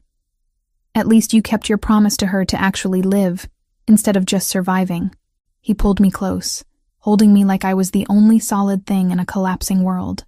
We stood there in the hallway, as morning light crept through windows, two people who'd started as captor and captive, and somehow become something neither of us had planned for. Something worth fighting for, even if we had no idea how to win. Lucia Verziani died 3 days after Christmas, in the early hours of a gray morning when Chicago was blanketed with fresh snow. Nicholas had been at the hospital when it happened. I got the call from Roberto at 6 a.m., his voice careful and controlled, telling me what I already knew from the hollow sound in the background. I dressed quickly, found Maria waiting downstairs with the car already running. The hospital room was crowded with family when I arrived. Rosaria sobbed against her husband's shoulder. Giuseppe stood by the window, jaw tight. The cousins clustered together, speaking in low Italian. And Nicholas sat beside the bed holding his grandmother's hand, completely still, staring at nothing. I approached slowly, uncertain of my place in this grief. Roberto appeared at my elbow. He hasn't moved since she went. Won't let go of her hand. His voice was rough. You should try. He might listen to you. I moved to Nicholas's side, placed my hand gently on his shoulder. He didn't react, didn't acknowledge my presence. Nicholas, I said quietly, you need to let them prepare her. Nothing. She's gone. Holding on won't bring her back. His fingers tightened around Lucia's, and for a moment I thought he'd stay frozen there forever. Then slowly, he released her hand and stood. He looked at me, and the devastation in his eyes made my chest ache. She was the last one who knew me before all of this. Before I became... His voice broke. She's gone. And now there's no one left who remembers when I was just Nico. That's not true. I took his hand, lacing our fingers together. You're still Nico. You've just forgotten how to be him. He pulled me close, buried his face against my shoulder, and shook with silent grief. I held him while his family looked away, granting privacy to a moment too raw for witnesses. The funeral arrangements consumed the next 2 days. Traditional Italian Catholic service, burial in the family plot beside his grandfather. Nicholas moved through it all mechanically, making decisions with Roberto's help, accepting condolences with practiced grace that hid the hollowness underneath. I stayed close, doing what I could, fielding phone calls, coordinating with the church, making sure Nicholas actually ate something between meetings with the funeral director and the priest. Amanda called twice, concerned because I'd extended my out-of-state assignment indefinitely. I promised to explain everything soon, hating the lie but unable to navigate truth while Nicholas's world was collapsing. The funeral was massive. Hundreds of people filled the church, family, business associates, politicians, community members whose lives Lucia had touched in 8 decades of fierce living. Don Salvatore delivered a eulogy in Italian that had half the congregation in tears. Rosaria spoke about her mother's strength, her unwavering belief in family, her ability to love unconditionally, even in a world that demanded conditions for everything. Nicholas didn't speak. He sat in the front pew, expressionless, while person after person shared memories of the woman who'd raised him. I sat beside him, our hands clasped together, wondering if he even registered my presence through the grief. At the burial, snow fell in soft flakes that caught in his dark hair. He stood at the graveside until everyone else had left, until even the cemetery workers had discreetly withdrawn to give him space. I waited nearby, close enough to reach if he needed me, but far enough to let him grieve privately. Finally, he spoke without turning around. She told me to let you love me. Said it was her dying wish. I know. I was there. Do you? He turned to face me. Love me, I mean. Or is that part of the performance we haven't dropped yet? I don't know what I feel anymore, Nicholas. Everything's tangled together. The fear and the lies and the real moments and the fake ones. But whatever it is, it's not pretending. I moved closer. I care about you. Probably more than is wise given the circumstances. Circumstances like the fact that you're still technically being held against your will, that you witnessed crimes that make you a permanent liability, that my enemies have targeted you because of proximity to me. All of those things, yes. He laughed bitterly. You should run. Take the money, disappear, build a life somewhere I can't touch. That's what anyone rational would do. Probably. But rationality left the building when I started bandaging your wounds and lying to your dying grandmother. I closed the distance between us. I'm here because I choose to be, not because of threats or money or obligation, because somewhere in the middle of this disaster, you became someone I don't want to walk away from. He kissed me then, desperate and needing, and I kissed him back with equal intensity. We stood in the cemetery surrounded by graves and falling snow, two people who'd found each other in the worst possible way and somehow made it mean something. When we finally returned to the mansion, family had gathered there for the traditional post-funeral meal. The dining room filled with relatives sharing stories, crying, laughing at memories. Nicholas moved through it in a daze, accepting embraces and condolences, but not really present.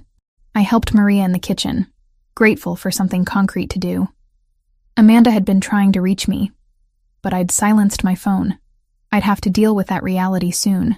Explain why I'd been gone nearly 3 weeks, why I'd lied, what I'd gotten myself tangled in. But not tonight. Tonight was for Nicholas and his grief, and the family trying to hold together in Lucia's absence.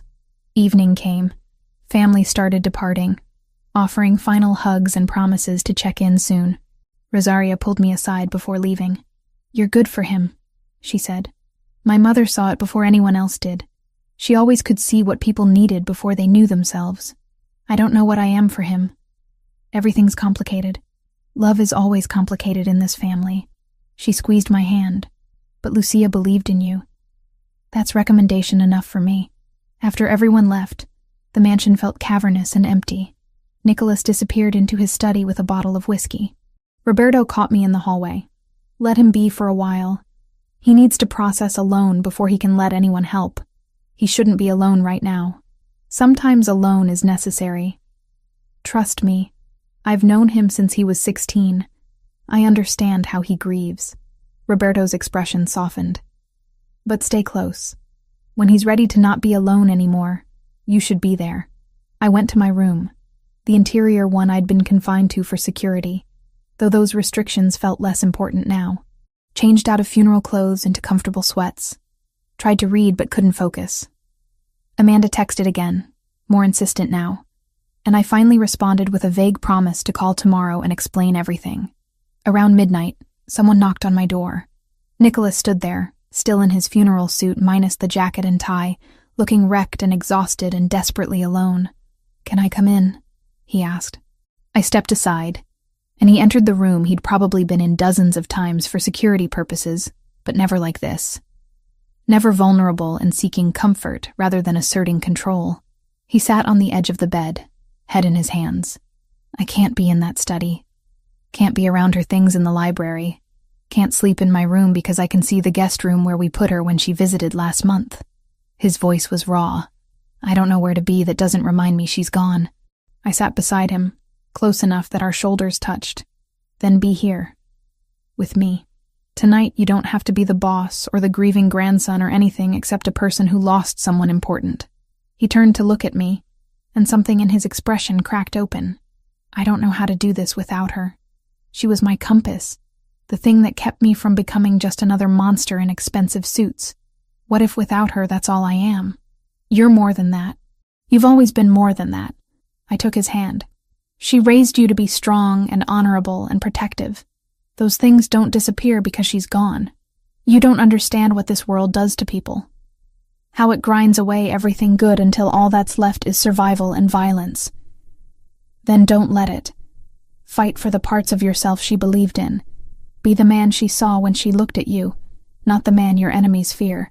He pulled me close, and we lay back on the bed fully clothed, wrapped around each other like anchors in a storm, his face pressed against my neck, my fingers threading through his hair. No words, just breathing together in the dark. Somewhere in the quiet, he whispered, I love you. I don't know when it happened or how, but I do. And it terrifies me because everyone I love ends up dead. I'm not going anywhere, I promised, knowing it might be a lie but needing to say it anyway.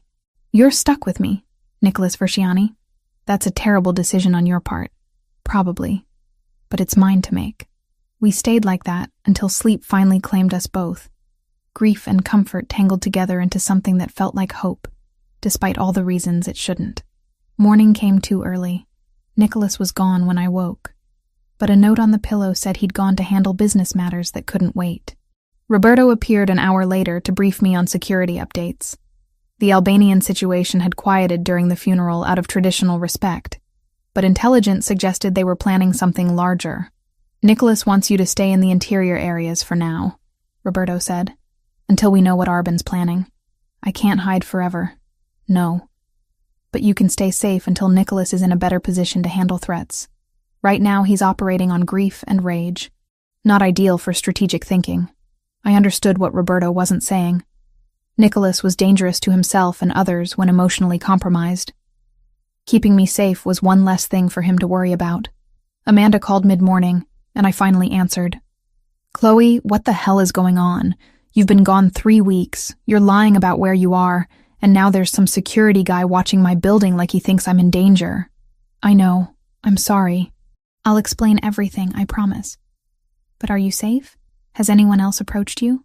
Besides the obvious bodyguard? No. But Chloe, you're scaring me. This isn't like you.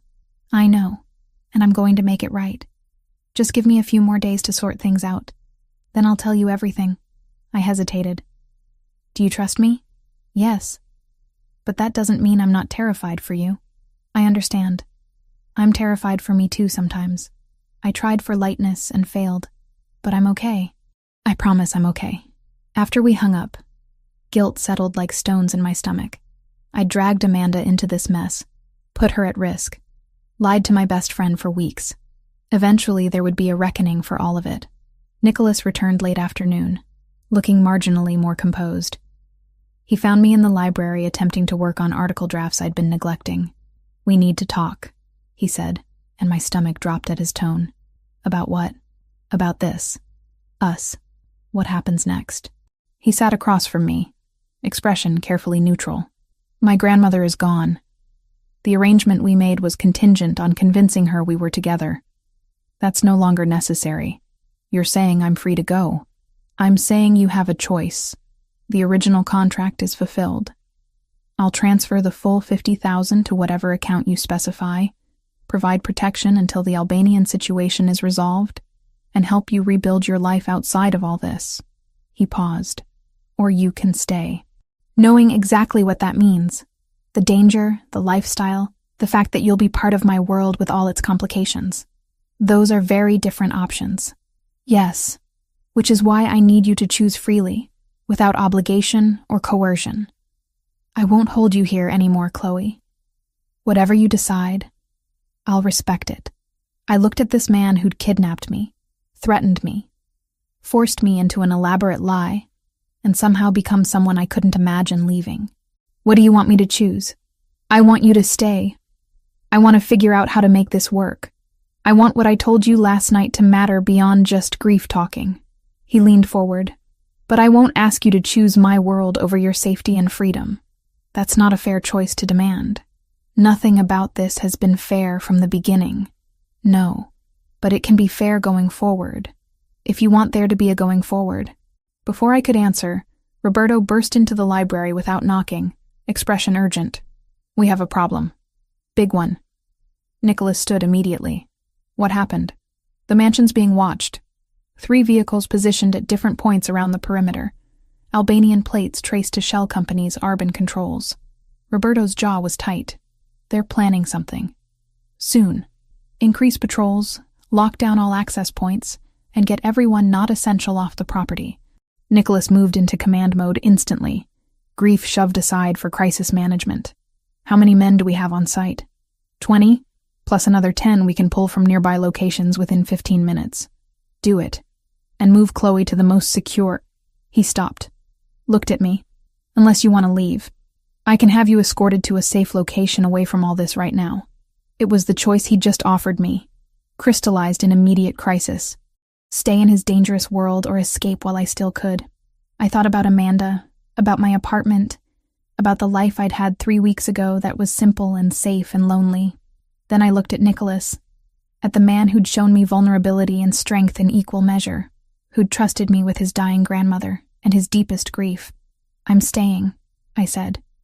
"At least until this is resolved. You don't face this alone." Relief flashed across his face before he masked it. "Then we move you to the secure room. Now." The rest of the day passed in controlled chaos. Security protocols activated, weapons distributed, defensive positions established. The mansion transformed into a fortress preparing for siege. I stayed in the interior room as instructed, monitoring everything through security feeds Roberto had set up. Nicholas came by periodically to check on me, stealing moments between strategy sessions with his men. During one visit, he pulled me close and kissed me like he was memorizing the feel of it. "If something happens," he said against my lips, "if this goes badly, Roberto has instructions to get you out.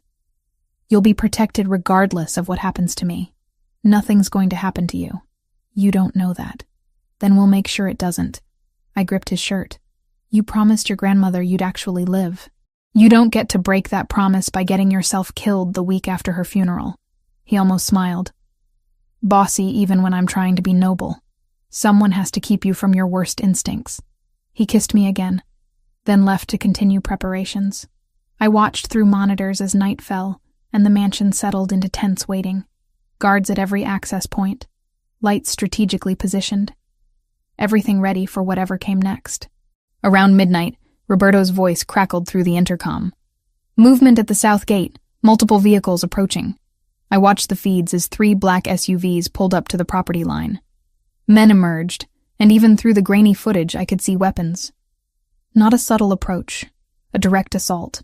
Nicholas's voice came through the security channel, calm and commanding. "Hold positions. Let them make the first move. Record everything."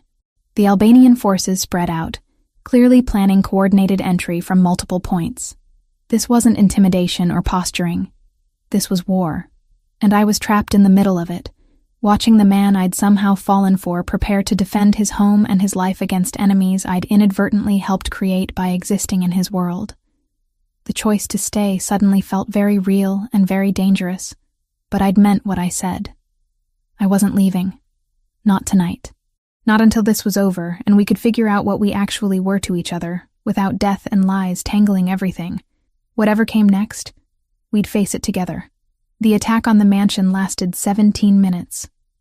I know because I watched every second tick by on the security monitor while men with guns turned Nicholas's home into a war zone. The interior room held. The door didn't break. But watching him move through crossfire on those grainy feeds made my chest feel like someone was sitting on it. When the gunfire finally stopped, Roberto's voice came through the radio Nicholas had left me. "Clear. We held them off. Boss wants to know you're..." Static swallowed the rest. I tried responding. Got nothing back. My hands wouldn't stop shaking. The door opened 10 minutes later. Not Nicholas. 2 men I'd seen around the property but never spoken to directly. Come with us, the taller one said. Not threatening. Just matter of fact. Where's Nicholas? Dealing with casualties. He sent us to move you to a more secure location while we assess damage. Something in my gut twisted. I want to talk to him first. He's busy. We need to move now. The shorter one stepped closer, hand extended like he might physically guide me. I backed up instinctively. I'm not going anywhere until I hear his voice confirming this. The tall one sighed, pulled out a phone, tapped something, held it to his ear. She's refusing. Pause. Understood. He lowered the phone. Didn't offer it to me. Boss says stop being difficult and trust the process. That phrasing felt wrong. Nicholas wouldn't say it like that. He'd be blunt, probably irritated, but he'd use my name. Let me hear him say it. We don't have time for... I grabbed the door handle, slammed it shut, and threw the lock. Reinforced or not, it would buy me seconds. Shouting erupted outside. Fists pounded the wood. I fumbled for the radio, switched channels blindly, hoping someone legitimate was monitoring. This is Chloe. 2 men claiming Roberto sent them. I don't think they're ours. Static answered. Then Roberto's voice, sharp and urgent. Where are you? Interior room. They're trying to get in. The door exploded inward, not from picks or leverage, but from a shaped charge that blew the lock mechanism apart. My ears rang. Smoke filled the space. Hands grabbed me before I could process movement. I fought. Got an elbow into someone's ribs. Heard a grunt. Then something hard connected with the side of my head, and the world tilted sideways. When things came back into focus, I was being half carried, half dragged through hallways I didn't recognize. Not the main house. Service corridors, maybe. My head pounded. Blood trickled warm down my temple. Stop fighting, someone muttered in accented English. Makes this harder for everyone. We emerged into cold night air. A van idled near a side gate I'd never seen before. They shoved me into the back. Zip ties bit into my wrists. Someone threw a hood over my head, and darkness swallowed everything. The drive felt endless. Every turn, every bump registered through my body pressed against metal floor. I tried counting minutes, tracking direction changes. Lost track after the first 10 turns. When the van finally stopped and they hauled me out, cold air hit like a slap. Industrial smells, oil, rust, something chemical I couldn't name. My feet scraped concrete. A door opened, closed. Echoes suggested large, empty space. They removed the hood. Warehouse, mostly empty. Overhead lights casting harsh shadows. And standing 20 feet away, watching me with dark, assessing eyes, was Arbin. I'd seen his photo in Nicholas's files. In person, he looked older, harder. Mid-30s, beard trimmed neat, expensive coat over tactical vest. A man who'd learned to blend legitimate businessman with organized criminal. Ms. Turner, he said, accent thicker than the men who'd taken me. I apologize for the rough transport. My people were instructed to be gentle. Your people hit me in the head and tied my wrists. Yes, regrettable. But you fought. He gestured, and someone cut the zip ties. Blood rushed back into my hands, pins and needles flooding my fingers. Please, sit. There was a metal chair. I sat because standing felt precarious with my head still spinning. Arbin pulled over a crate, perched on it. Close enough to talk, far enough to avoid seeming threatening. You know who I am, he said. Not a question. Albanian MAFIA. Currently trying to kill my... I stopped, uncertain what word fit. Boyfriend felt absurd. Captor turned something complicated didn't roll off the tongue. Trying to kill Nicholas. I'm not trying to kill him. I'm trying to hurt him. Arbin's expression didn't change. There's a difference. Semantics. Precision. He leaned forward slightly. 3 years ago, your Nicholas executed my brother. Put a bullet in his head, left his body in one of our warehouses with a message carved into his chest. This is what happens when you touch what's mine. I remembered Nicholas mentioning this. The pregnant woman. The children. Your brother killed innocent people during a territorial dispute, I said carefully. Nicholas responded to that. My brother was reckless, ambitious beyond his competence. He pushed too far, ignored warnings, and yes, people died who shouldn't have. Arbin's voice stayed level, but something cold moved behind his eyes. I would have handled him myself eventually. Family discipline. But Nicholas didn't give me that chance. He made it public, humiliating, a message to everyone that the Verzianis don't negotiate. So this is revenge. This is balance. He stood, paced slowly. He took someone I loved despite their flaws. I take someone he loves despite all his reasons not to. Then we're even. He'll come for me. I'm counting on it. Arbin stopped pacing, looked directly at me. That's the entire point. He'll come. He'll be emotional. He'll make mistakes. And in that window of vulnerability, I'll dismantle everything he's built. You're using me as bait. I'm using you as a mirror, showing him what loss feels like when you can't control the outcome. He tilted his head. Do you love him? The question caught me off guard. That's complicated. No. It's simple. Either you do or you don't. He kidnapped me, threatened me, forced me into a fake relationship to lie to his dying grandmother. Those aren't great foundations for love, and yet you stayed after the arrangement ended. You chose to remain in his house, in his world, knowing the danger. Arbin's mouth curved slightly. That sounds like love to me. Messy, ill-advised love. But love nonetheless. I didn't answer. Couldn't argue because he was right. Hours crawled past. Arbin left periodically, came back, asked questions about Nicholas. I refused to answer. He didn't push, didn't threaten, just waited with the patience of someone playing a long game. My head stopped pounding. The cut on my temple clotted. Someone brought water and food I picked at mechanically. Then, maybe 4 hours in, commotion outside. Shouting in Albanian. Gunfire. Distant. Then closer. Arbin's expression sharpened. He pulled a handgun from his coat, checked the magazine with practiced efficiency. He's here, he said, almost pleased. Faster than I expected. Your boyfriend is either very capable or very desperate. Both, I said. More gunfire. Closer now. The warehouse had multiple entry points, and Nicholas's people were hitting all of them simultaneously. Standard breach tactics, overwhelming force, coordinated assault. On your feet, Arbin ordered. He grabbed my arm, hauled me up. Not gently, but not brutal either. You're my insurance until this is over. He pulled me toward the back of the space, away from the main doors. His men formed a perimeter, weapons trained on entrances. Professional. Disciplined. Not panicking despite being outnumbered. The front door blew inward. Not explosives. Ramming vehicle. An SUV crashed through, metal shrieking, concrete chunks flying. Men poured through the gap, moving with lethal efficiency. I saw Nicholas immediately. He was at the center, directing movements, gun up, eyes scanning. When his gaze found me, everything in his face went still and sharp. Let her go, he said, voice carrying across the space without shouting. Now. Or what? Arbin pulled me closer, gun barrel pressing cold against my temple. You'll shoot through her to get to me? Don't tempt me to test how fast my reflexes are versus yours. Your grandmother just died. You're grieving, emotional. Your reflexes are compromised. Arbin's arm tightened around my shoulders. Put down your weapon. Order your men to stand down. We'll talk. We're done talking. Then she dies, right here. Is that what you want? Silence fell.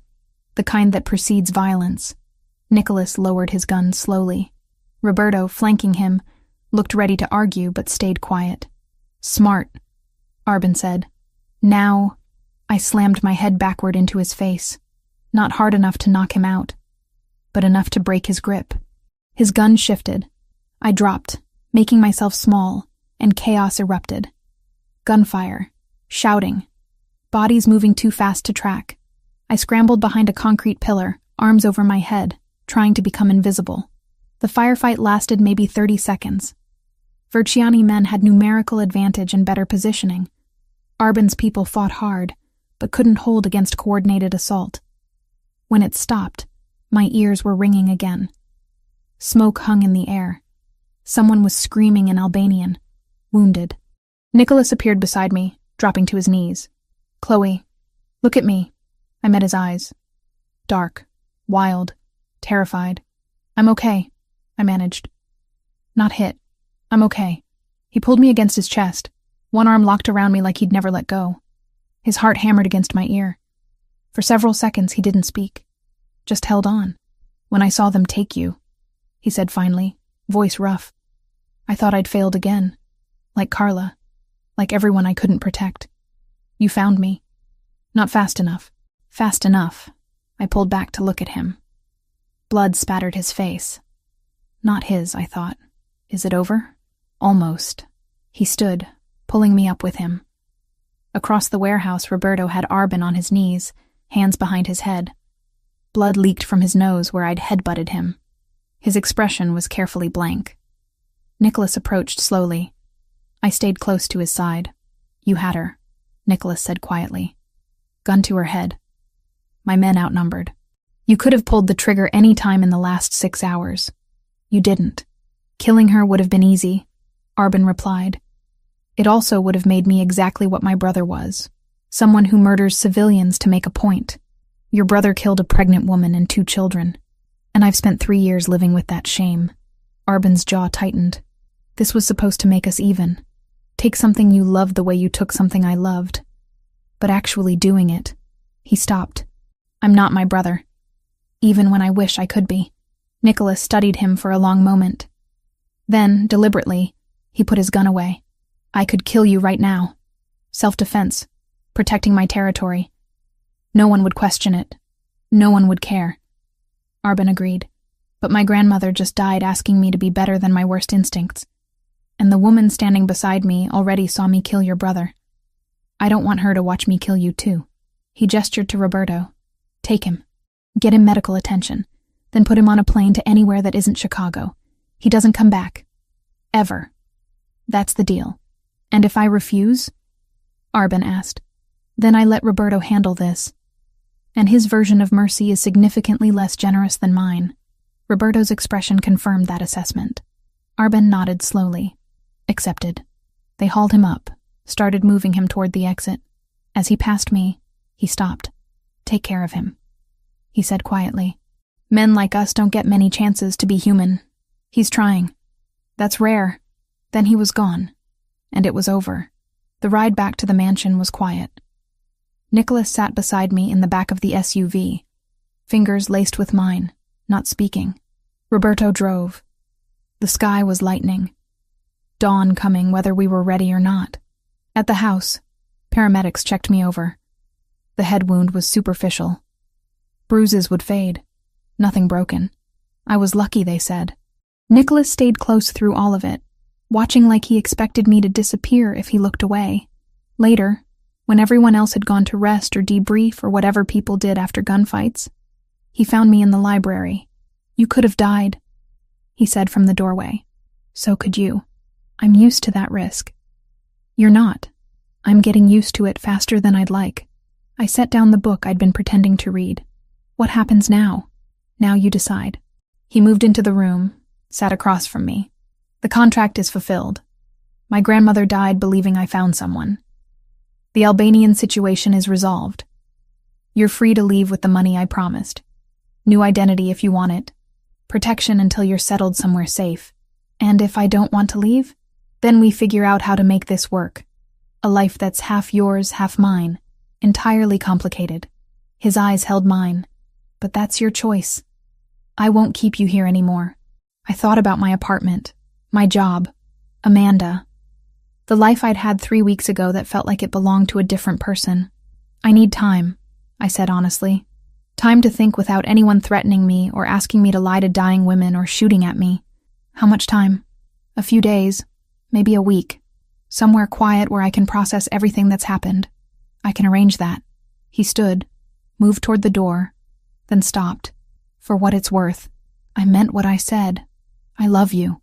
That's not going to change whether you stay or go. I know. After he left, I sat in the quiet library watching dawn light paint the walls gold. and wondered what the hell I was going to do with a heart that had somehow decided loving a mafia boss was less insane than walking away from him. Eu sou o Claude. Não estou usando o chat GPT. Você está conversando comigo, Claude, da Anthropic. Vou escrever a parte 8 agora. Amanda's apartment looked exactly how I'd left it 3 weeks ago, but standing in her living room felt like visiting a museum of my old life. The same mismatched furniture, the same stack of magazines on the coffee table, the same framed photo of us from journalism school, both of us younger and convinced we'd change the world one story at a time. She'd picked me up from the hotel Nicholas had arranged. Neutral ground, he'd called it. Somewhere I could think without his world pressing in from all sides. The drive over had been quiet. Amanda kept glancing at me like I might disappear if she looked away too long. Now, sitting on her couch with tea neither of us was drinking, the silence stretched thin. "You've been gone almost a month," she finally said. "And you show up looking like you've lived 3 lifetimes. It's been complicated. Complicated." She set her mug down carefully. "Chloe, there were armed men watching my building. Professional security who vanished the day you texted saying you were taking time to think. That's not complicated. That's terrifying. I know. I'm sorry. Sorry doesn't explain anything." Her voice cracked slightly. "You're my best friend. We tell each other everything. And you've been lying to me for weeks. I didn't have a choice. There's always a choice."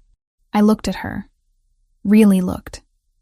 The worry lines around her eyes. The tension in her shoulders. I'd done this to her. Me and my terrible decisions in a parking garage. "You're right," I said quietly. "I should have trusted you. But the truth was so insane I didn't know how to explain it without sounding crazy. Try me now." So I did. I told her everything. The parking garage, Nicholas, the forced arrangement with his grandmother, the Albanians, the kidnapping, the warehouse. I left out some of the violence.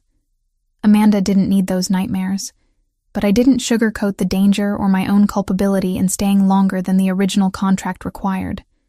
She listened without interrupting.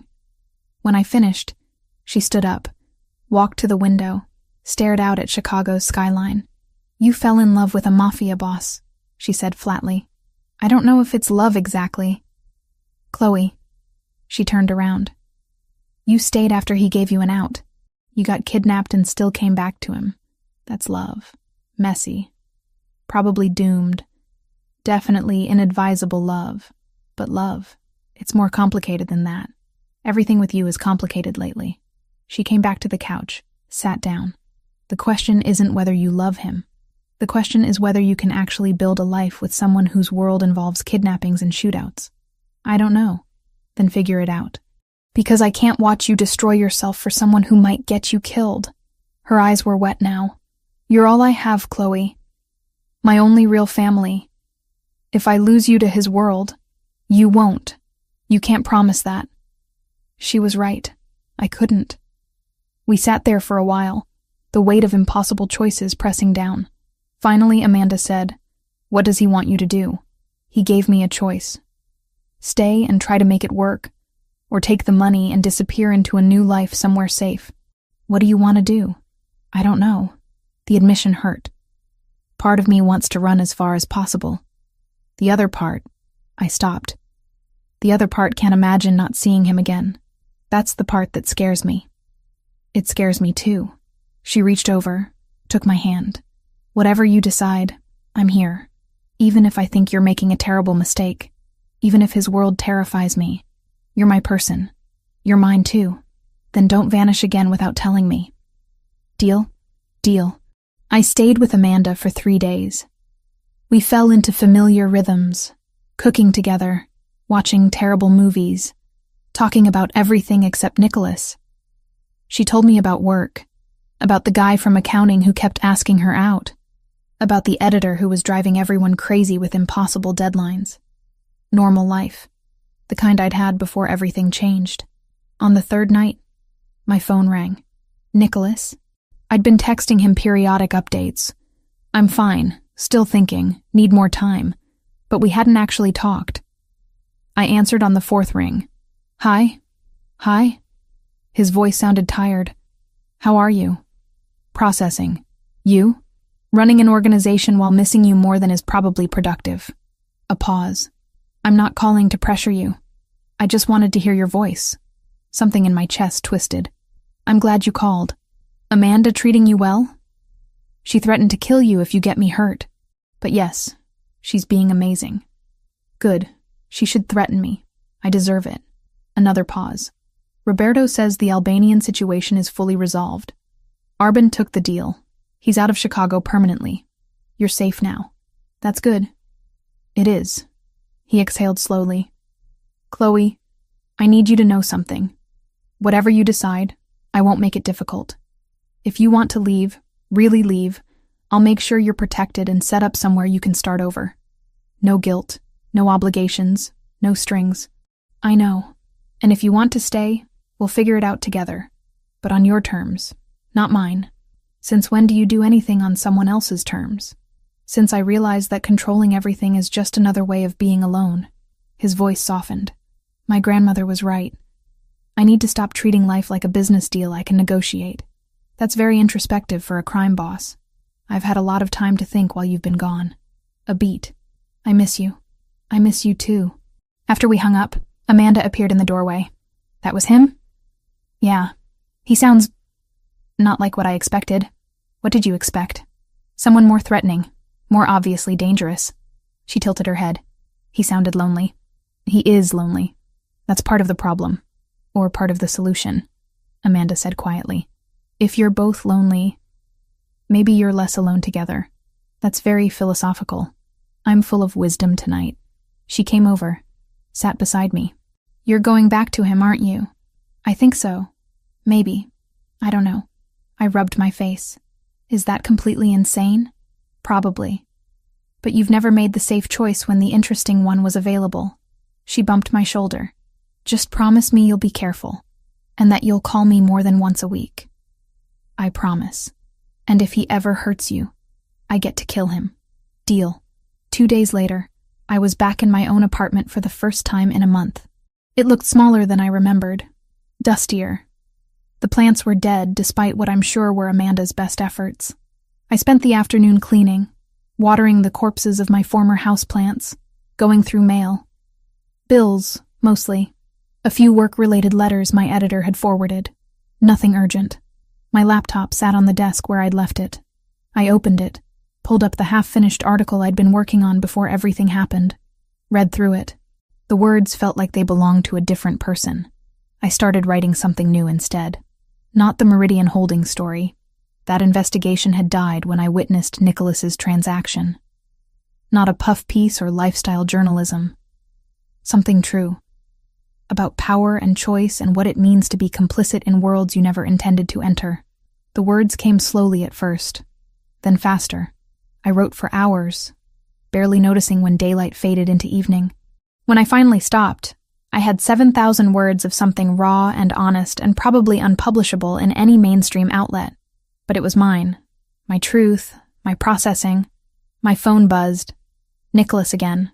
How's your apartment? He asked. Dusty. All my plants died. I'll buy you new ones. That's not how plants work. Then I'll buy you ones that are already alive. A pause. Can I see you? When? Tonight. Tomorrow. Whenever you're ready. I looked around my apartment, at the life I'd built that suddenly felt too small for the person I'd become. Tomorrow, I said. New Year's Eve. There's a party at the mansion, right? There was supposed to be. I canceled it after everything. Uncancel it. Chloe, I'm serious. Throw the party. Invite everyone.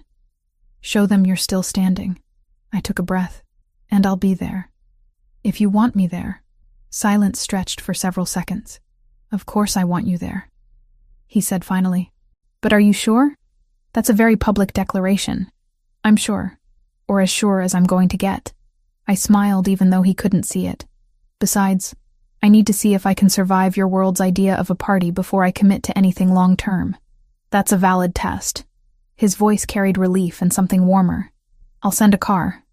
7 p.m.? I can drive myself. Humor me.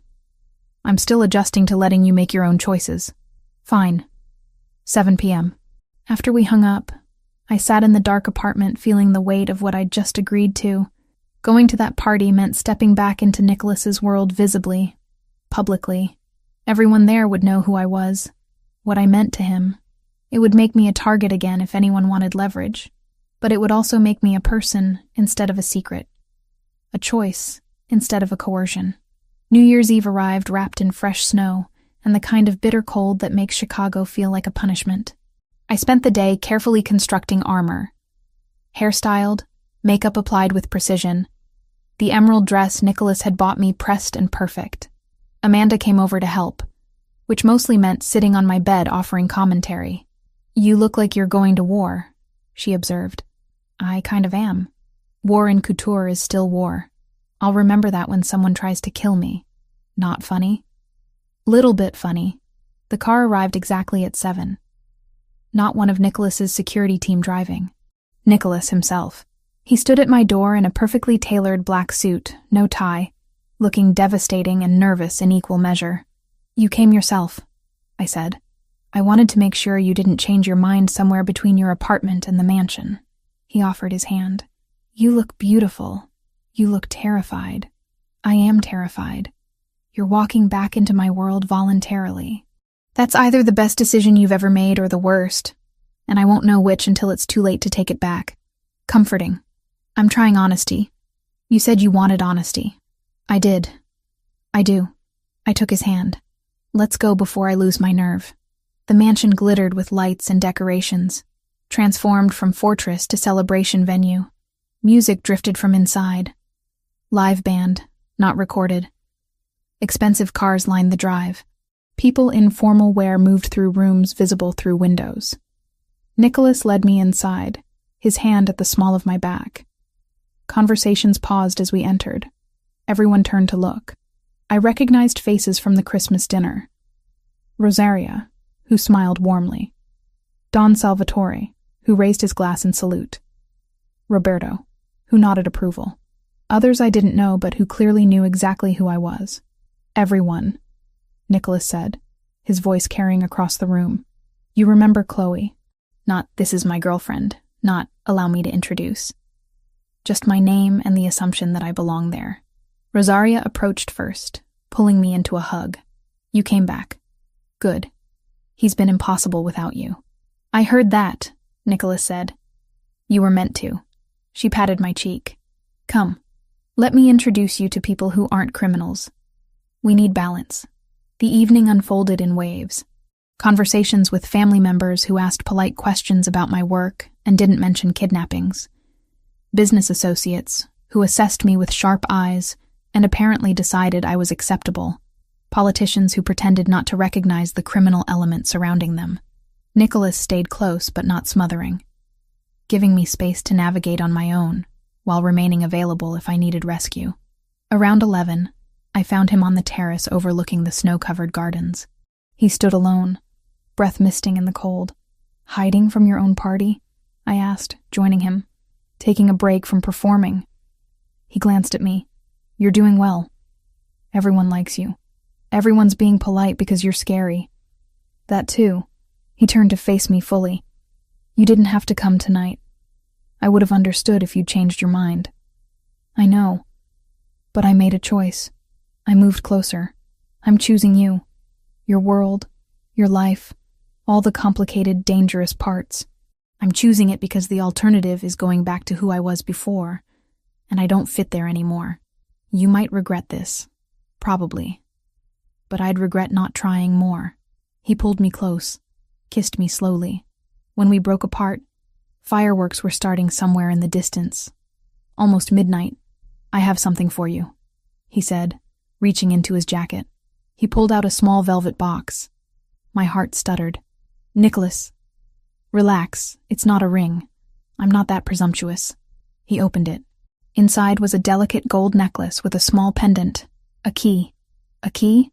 To the house, to my life, to whatever you want it to mean. He took it out, fastened it around my neck. "You're not a prisoner anymore. You're a partner, if you want to be." "I want to be." Inside, someone started counting down. 10, 9, 8. We stood on the terrace in the cold, holding each other, while the party celebrated behind us. 3, 2, 1. Happy New Year, Nicholas said against my lips. Happy New Year. 6 months later, I stood in the same garden, feeling the weight of the key pendant Nicholas had given me, and the new weight of his child growing inside me. The mansion had become home in ways I still couldn't quite believe. My laptop lived in the library now. My clothes filled half his closet. My terrible coffee addiction had infiltrated the kitchen, much to Maria's dismay. Amanda visited every week, still nervous about Nicholas's world, but gradually accepting that I'd made my choice and was sticking to it. We had lunch dates where she updated me on normal life, and I tried to pretend my life was anything approaching normal. Nicholas had shifted some of his business to more legitimate ventures, though I wasn't naive enough to think he'd gone completely clean, but he was trying, making space for a life that included more than just survival and revenge. And me? I was learning how to be a partner to someone whose world operated by rules I was still figuring out, writing stories that couldn't be published, but helped me process the absurdity of my new reality, preparing to become a mother in a house protected by armed guards. You're thinking too loud, Nicholas said, appearing beside me in the garden. He wrapped his arms around me from behind, hands settling over where our baby was growing. Just remembering. Remembering what? That night in the parking garage. If I'd made different choices, you'd be covering city council meetings and eating ramen in your apartment. That doesn't sound so bad. It sounds lonely. He turned me around to face him. Are you happy? Really happy? Not just making the best of a bad situation? I thought about it. The honest answer. I'm terrified most of the time. I'm still processing trauma. I'm bringing a child